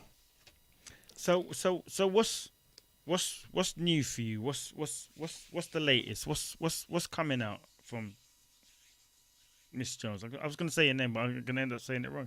I don't know why I keep saying Sapacchio. Oh, do you know what? I've been saying it right. Sapacchio. Yes. Not Tequila. Sapacchio. Okay. Or you could just call me SJ. Everyone calls me SJ. I'm going to make it easy. Why didn't you say that from a long time? SJ. SJ. Hi, SJ. Hi. That feels a bit more personal. Let them look. Yeah. Hi, SJ. So like I mentioned, I'm working on a new project, which, you know, a lot of my fans they're really waiting for this next record, because prior to the Configure release, I don't think I've released anything since 2018. And so I have a super hot record coming out. I'm hoping for May, at which time I'm hoping to come over and promote and perform for you guys. But in addition to, I'm the project should be coming out in May, so I'll probably come out after that. But He was getting me all excited. May's my birthday. He was getting me all excited. And just really digging into the music supervising and the you know, music and film. That is just a new passion project for me, and I have been, you know, called on and requested to work on a couple films for music. So it is just a new venture for me that I'm excited about. So you'll hear more about that. So music production and film. I'm working on a new album, and right now that's it. And just touring. You know, these days I've been I'm jamming out with a band here. So we have a residency. My friend's Tight Ship, and you know, I'm just having a lot of fun just jamming out as a musician these days, which was new and fun. I would always just do Spasio Jones shows here or there, but you know, it's nothing like being a true musician where you are jamming out and moving crowds with some good old fashioned R&B music. So outside of performing, writing, and scoring, I'm pretty busy. Okay, so for those who are listening who are in the States, tell us or tell them where you're actually performing. Well, right now I'm performing in the LA area. I'll have some information on some of my social media sites. But basically, yeah, Southern California right now is killing with a lot of live performance houses. I call them juke joints. You know, you get in there, you have some dinner, you're listening to some old school R&B, and you're having a grand old time. So, couple different venues here in Southern California. So I'll have that information on my social media sites. Cool. Okay, so what are your just so we can get that? What are your social media sites? So for the people that's listening, where can they hear you, see you, and get your music from here? Yes, well, the music is streaming on all platforms: Apple Music, YouTube, Tidal, Bandcamp, definitely Bandcamp, Spotify. It's everywhere. At Spasio Jones, and Facebook, Spasio Jones, Instagram, TikTok, YouTube, and pretty much on all the major social media sites. And the music is streaming everywhere. SULPACIO JONES. Spasio Jones. You know, I was going to ask you to sing that, but I don't want you to sing that one. Yeah, yeah. The UK urban influencer. Yeah. Yes. I said, can you tell Spasio? I got it right in it. Can you tell SJ? She has done well holding down her awful laugh. What does she mean by awful laugh? So say that again. I've done well doing what? See, holding down your laugh. Do you have a distinctive laugh? I guess the boss lady says I do. I didn't think I did, but it must be effective. No. You see, the funny thing is, I saw that message, but I thought I ain't gonna read that. I'll read it. She knew I'd read it. What'd she say? There's another Lovely in London has asked a question in the chat. She said, if SJ was a superhero, what would her superpower be? Oh. What would my superpower be? Wow. You guys always come with the good old questions. That's so funny. I don't know.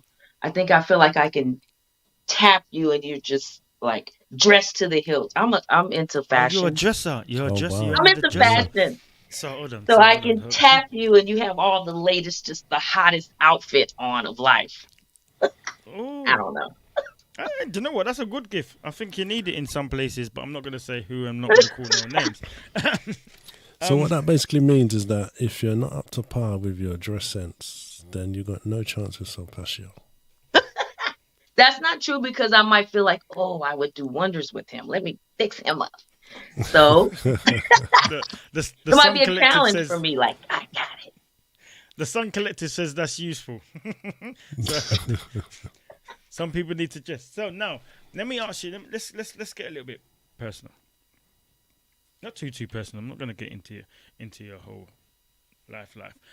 'Tis the season to be jolly. It's Christmas. What does Christmas look like for you in your household? Christmas. What do you do? How do you celebrate? What's the thing in LA? You know, we generally will. I actually cook. I'm a very good cook. Most people don't know that. Well, that I was will gonna be my cook next for a question, family. Say that again. I said that was going to be my next question. But Yes. you can throw it down. You can throw it down. Yeah, I can throw down. I will generally cook. I'll invite friends and family over, and because we're so busy, and a lot of my family is in different states, it's always good to get together for for Christmas. So most often I'll have family come to town, and we just kind of hang out and catch up. In these days and times, it's just we're always so busy, and it's so hard to get together unless it's a holiday. So to answer your question, we just kind of we're festive. We're watching sports probably and get the Scrabble drinking out. and eating. I was going to say, Eating and drinking. do you lot play Get games? the Scrabble out, all Do the they make board you sing? games. Most often, yes, I'll bust out my speaker and mic and I will, hey guys, I'm singing something. Do you mind? Karaoke time for the family, and everyone has to do it.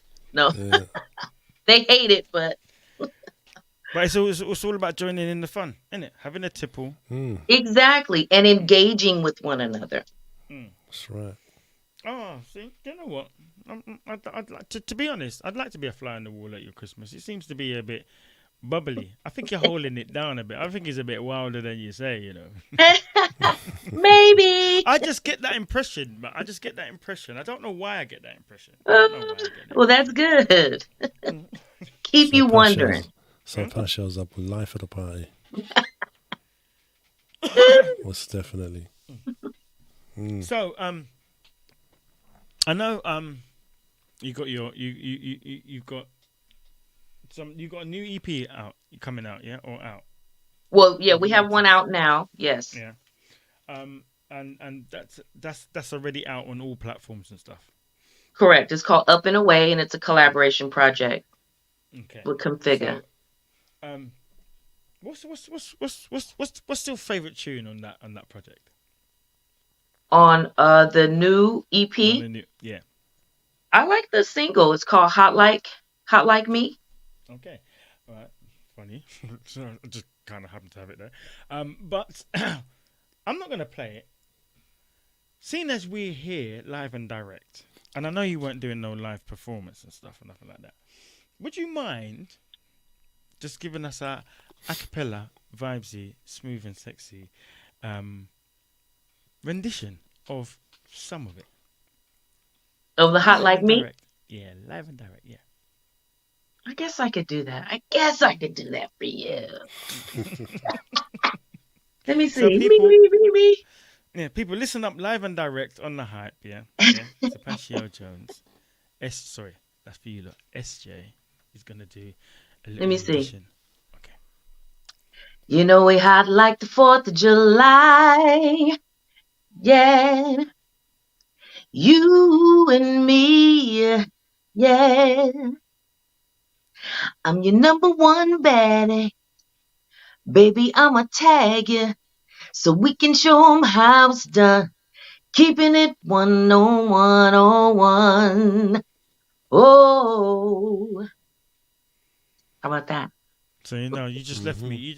You're a tease, isn't it? You said a tease. She just left me. She's left me No, wanting more, I just like the line, I'm your number one baddie. I'm your number one baddie. Yeah, that's a good line. That is a good line. Yeah, it is. Oh, my days. And it means so much in so many different ways. Yeah, because... now I just realised what you just said, yeah? It's how you said it. So it was a bit naughty, but I'm not going to tell you what the naughty thing is. So I'm not going to tell you. I'm not going to tell you. That's okay. He can't help it. It's my superpowers. It's my superpowers. Okay, so so if you was to collaborate with anybody, artist-wise, who would it be with, and where would you like to perform? Now, this is one of those best of the best questions. Yeah, you perform with who you want to perform with, and perform at a specific venue or specific country or specific place. Who would you like to perform with, and where would it be? Where? Oh man. I mean, I'm such a lover of music. I love so many artists. Right, I know. Right. I'm gonna make it even harder for you. Just one artist and one venue. One artist and one venue. So many of my artist friends are gonna be like, "Why didn't you pick me?" Who would I? I don't know. I'll just be random. I don't know. Maybe D'Angelo at Madison Square Garden. How about that? You just said the biggest concert in the world right then. You know. No, actually, I would want something. I would want D'Angelo in a much more intimate venue. Actually. Ooh. So, like maybe one of those London. Like Jessica. You guys have a lot of those nice little intimate. You know, I performed at the Hideaway, which I heard was not there anymore. It's but not there no more. That's right. The Hideaway like a was nice South London's. intimate. Yeah, that was South London's Jazz Cafe, but it's not there no more. So it's just the Jazz Cafe you have to go to. Okay, D'Angelo at Jazz Cafe. How sweet would that be? That'd be sweet. I'd be in the front. That'd be nice. I'd be in the front. We'd have a couch I'm up like there. a super fan. You probably get the queue. You probably get the line going. We'd have the whole stage set up like a living room. It would be tight. I got the image right now. I'm saying you probably have the line going around the building about 4 times, but you know. You'll have to do about 3-4 shows in a day. That'd be performances, you know. I need Boss Lady to hook that up. Urban Influencer and Boss Lady, y'all make that happen. Okay. But we've got how should I put it? We've got a theme that's going around the show that we always come up with, one of my questions. And the question I'm going to ask you, Sal Pascio, is ketchup or mayo? Mayo. There you go. See? SJ. Oh, come on. Mayo. Let me tell you why. I only really eat ketchup with like French fries. But with mayo, you know, I have like multiple things I eat mayo with. There you go. I'm gonna have So to take Pascio's it. my friend for life. I'm gonna have Do to you know take. what I mean? I'm gonna have to take that one. I'm gonna take that one. Listen, one bad thing out of 10 ain't it's all right. Yeah, I don't want to expect perfection. Okay, I'll just take that one. I'll take that one. Yeah, get the L there. Yeah. There you go. Oh, do you know what? SJ, I'm gonna Yeah. call you SJ. You know, it's always gonna be SJ. You know. Yeah. We listen. It is absolutely fantastic to have you right here on the hype. Yeah, I appreciate it. Again, I do apologize for the wait. Gremlins did get involved, but the show, you know, show business. The show must go on, innit? The show must go on. And you look absolutely stunning. Thank you. I appreciate it, guys. Thank you so much. And you will definitely be back. Yeah, you will definitely Absolutely. be back. I know we're gonna do the whole full ensemble. You're gonna perform, and you're gonna do. You'll definitely be back. And I can't wait for you to be back. Yes, I can't for wait for you to sure. be here. Yeah, to come. To Yes, England I'll and keep come you and do your posted. thing. I'll be back soon. I'll be coming over soon. So I will say to you, thank you for coming. Have a fantastic Christmas, season's greetings, and a great new year. It seems like the new thing that is coming for you in 2024 agrees with you, because you got this kind of ready black girl. You got this glow about you. You're so happy. Every time you just, skin in teeth. Look, skin in teeth. Thank you. And shout out to the boss lady and urban influencer and to you guys, the hype. I love your show. I've been watching it the whole time, by the way. I just didn't chime in, but I appreciate what you guys are doing for the indies. And if you ever need anything, let me know. I'm here. Thank you. Thank you very much for that. Thank you very much. Mm-hmm. All right, guys. Bye-bye. Thank you. Happy New Year. Happy Bye. New Year. Bye.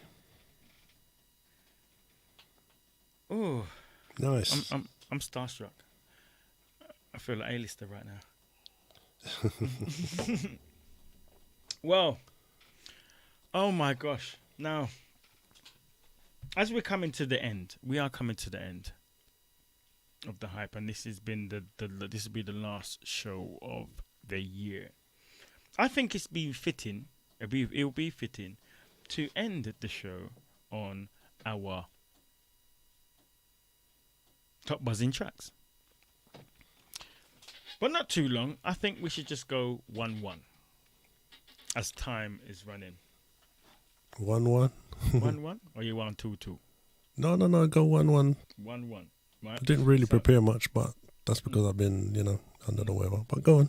So I'm going to play mine. I don't care if Christos played the tracks, yeah? I'm going to play mine because this is what I plan to play. And it is our very own homegrown talent, Alicia Laverne. So you lot can hear it in its full entirety. And it goes a little something like this.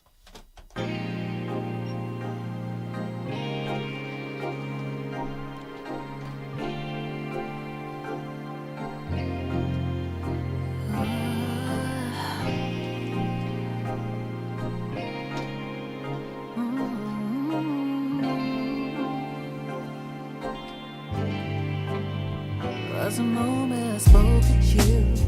Don't know that you had a clue. Didn't know what you thought of me, thought of you.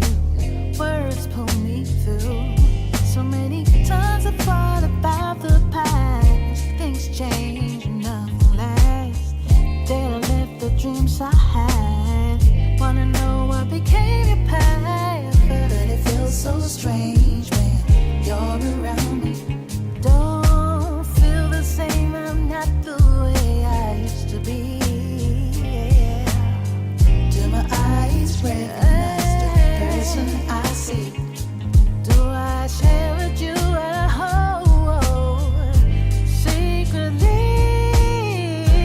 Did you know that you're my hero?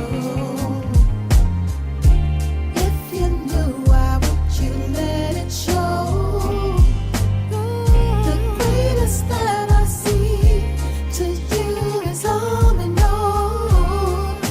How you doing, but you let me know. There are some that criticize human nature in disguise. Is it something they don't realize? What things they're going through in life inspire me to be the best that I can. There when no one else gave a damn. Was open-minded to understand. Would do for you anything I can. But it feels so strange when you're around. I secretly stay close to you. Wanted me to be there too, yeah. Do my eyes recognize the person I see?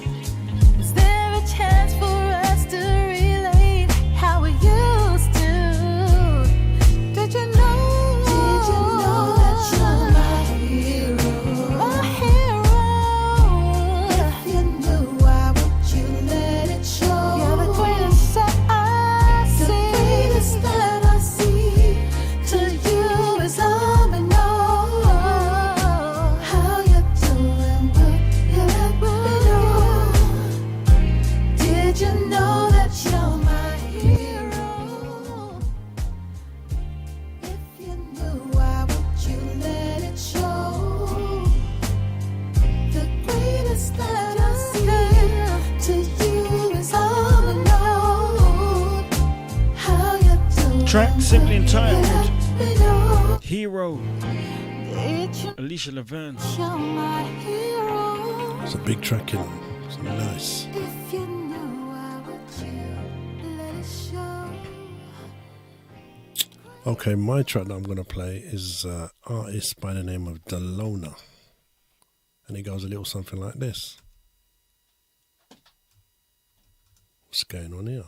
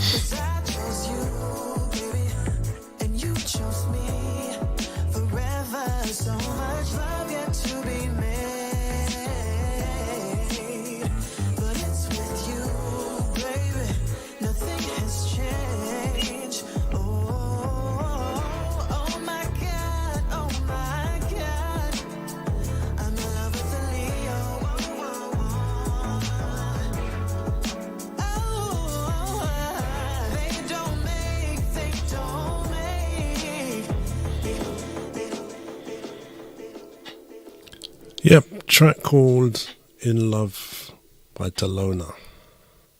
Yeah, man, nice track still. So, I think we didn't add one thing, so we can leave this one to the end. Let me just confirm. We still have the pre-record for Robert G. Now he's an artist that will be featuring on The Hype in 2024. But we caught up with him earlier, and he had a few things to say and a few things to showcase. So I think this is where we are going to end the show in a different style, because everything's off the cuff today. Different style we're going to end the show. So we're going to end the show with a performance with the pre-record. So you lot can take in the lovely sound of Mr. Robert G.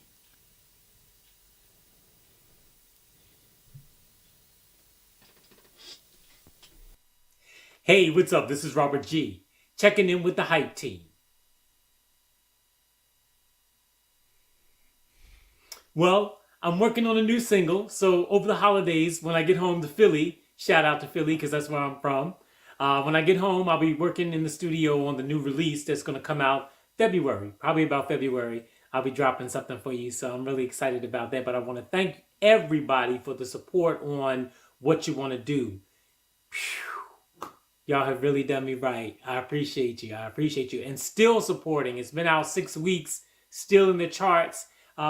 Shout out to Urban Influencer UK, Boss Lady, my lady, on my tip, definitely giving me love. I appreciate you and all the network, the Hype Team Network, Pav, P for Soul, everybody that is tapped in on What You Want to Do, man. It's been amazing.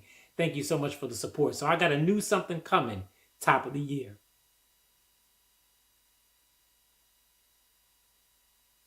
Well, actually, when I write, it could music comes all kinds of ways. Like inspiration comes all kinds of ways for me. Like I could be walking down the street and a melody will come to me and I'll just grab my recorder on the phone and I'll just hum it down real quick so that I don't forget it. And then if it reminds me of something, I'll like put the reference in there to say, yo, this reminds me of this. When producers send me tracks, sometimes the track will inspire a story. Like when I got the track for What You Want to Do, for instance. When I got that track from, shout out to Felipe Scamema, Pump It Up in south of France. When I got that track, it spoke to me immediately. Like I wrote that song and recorded the demo in like 30 minutes. Like 30 minutes. I had a skeleton. I was like, this is how this should go. And when I sent it back to him so quickly, he was blown away. And he was like, you're on the right track. Do your thing.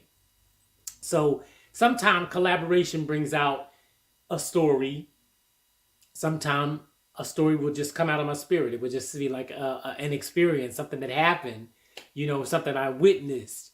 And then I'll just, I'll let it come out freely though. However it wants to come out, I let it come out freely. Because if it's not flowing, I definitely don't force it. People send me stuff all the time and they're like, yo, bro, see what you can do with this. And if I don't get it in like the first 30 seconds in terms of inspiration, if I don't feel it, I let it pass.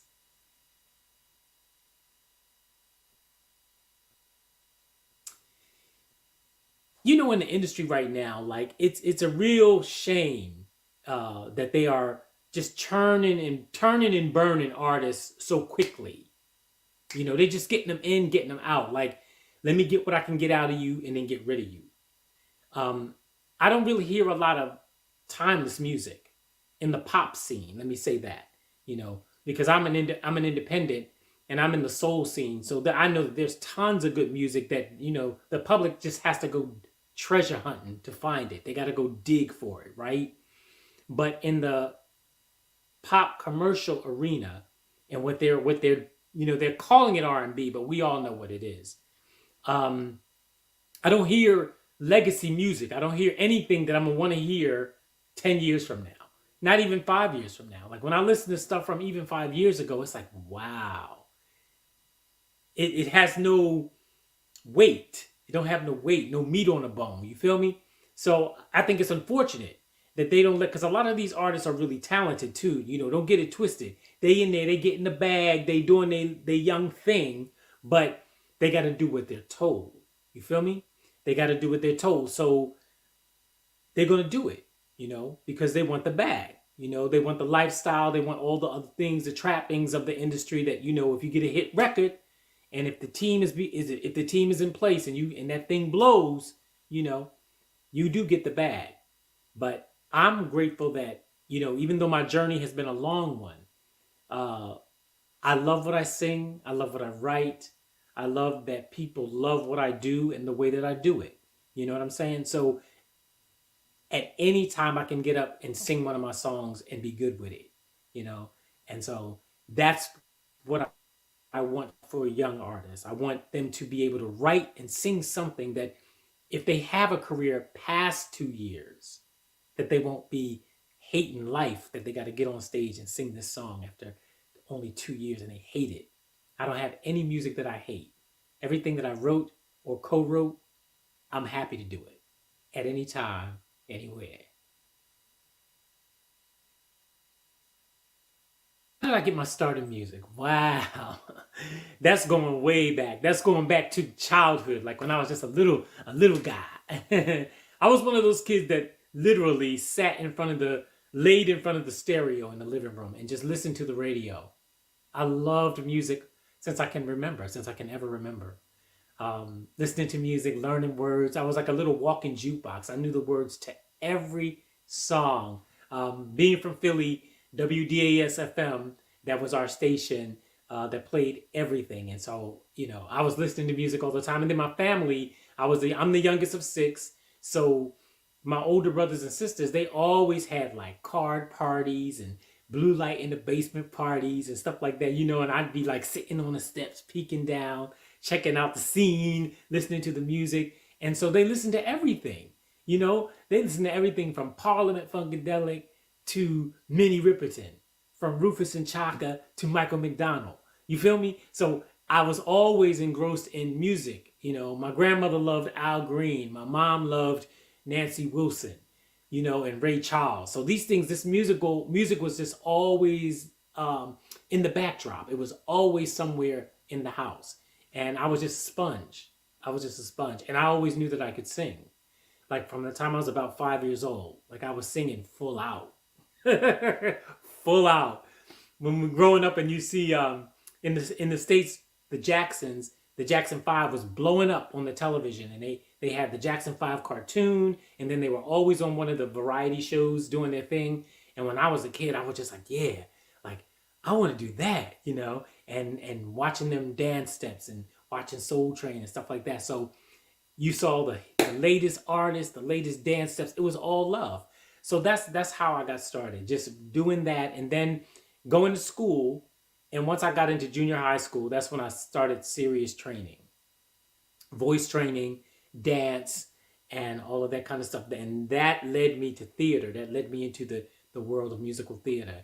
And then that led me into nightclubs and, you know, demo session work and all kinds of amazing stuff in Philadelphia, New York, Connecticut, DC, all up and down the East Coast. I mean, I've had a wonderful run, a wonderful journey in music because it crossed so many genres, not just R&B, but I did jazz. I was the front man for a couple of jazz bands. I've sang with orchestras.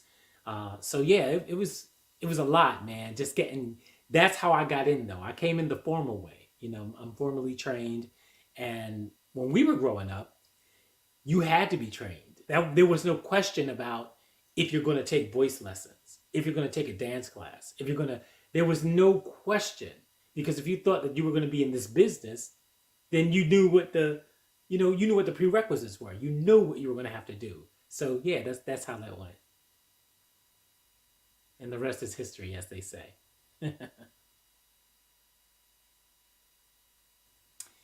My first release was in 2008, All by Love. Man, that was my introduction to London, actually. That was my introduction to London.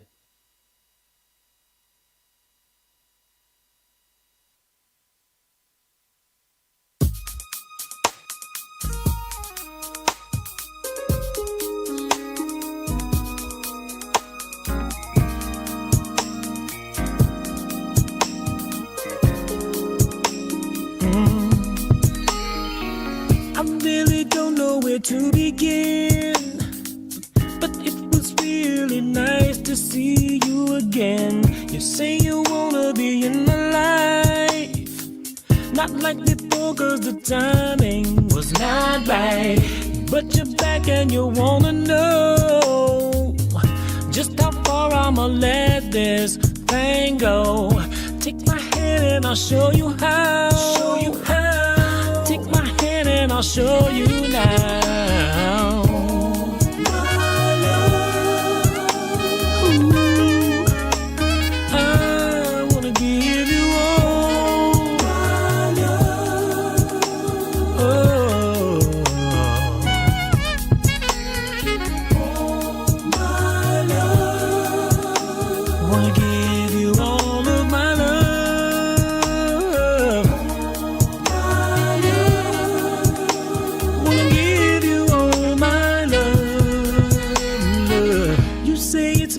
I say it's you. Let's get together and let it do what it do. Beat for me and I'll beat for you. Hold me down and I'll stay true. We can change what's in the past. I just want our love to last. Take my hand and I'll show you now. Take my hand and I'll show you how.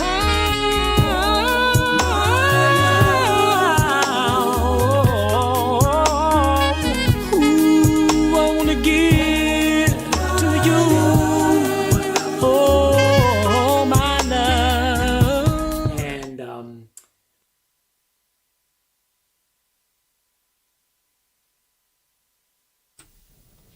Yeah.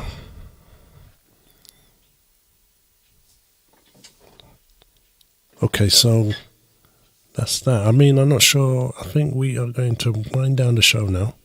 We'll probably play one more track each. Don't know where S-Dot's disappeared to. But we'll probably play one more track and then we will call it quits, as it has gone way longer than it should have done. So I will play out with this.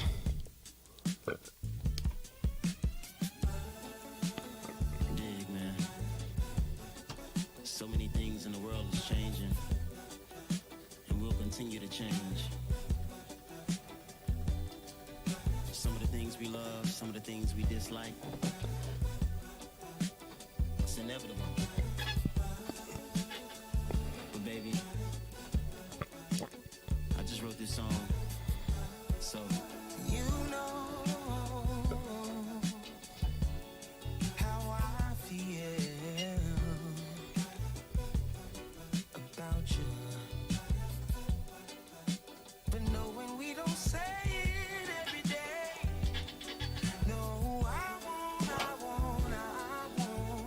I'll never change, babe, 'cause Jesus changed. Nothing remains the same. So, big shout out to Lovely in London. Thank you very much for that. I am trying. I'm going to get myself some lemsip or something when I finish this.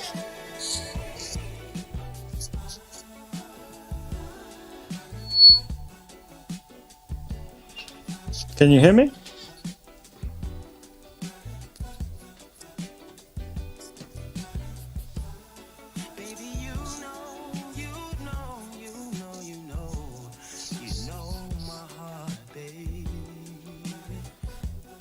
Okay, so this will be the last one from me. I don't know if S-Dot wants to play one more before we disappear. You would never. I know you've got things to do. That's not even that. The gremlins just come and attack my studio, and everything just cut off here. So I better have another way to come back inside, because this is not the way we like to leave it. For me to say goodbye. Thank you all for participating, taking part. Thanking all the artists, and Merry New Year to each and every one of you. Absolutely. Okay, so is that it then, S-Dot? You want to play one more? Or I can't even play. I can't even play one. Okay, no worries. So anyway, ladies and gentlemen, we are going to call it a night. So for all of those who've been listening to us throughout the night, I want to say thank you so much. Make sure you subscribe, hit that follow button, whatever you need to do. Make sure you are on board with the hype, and we say thank you from all of the team. T, A-Lister, Boss Lady, P for Soul, Jarrell, S-Dot, and myself, Chris Ryder. Good night. Good night. Good night all.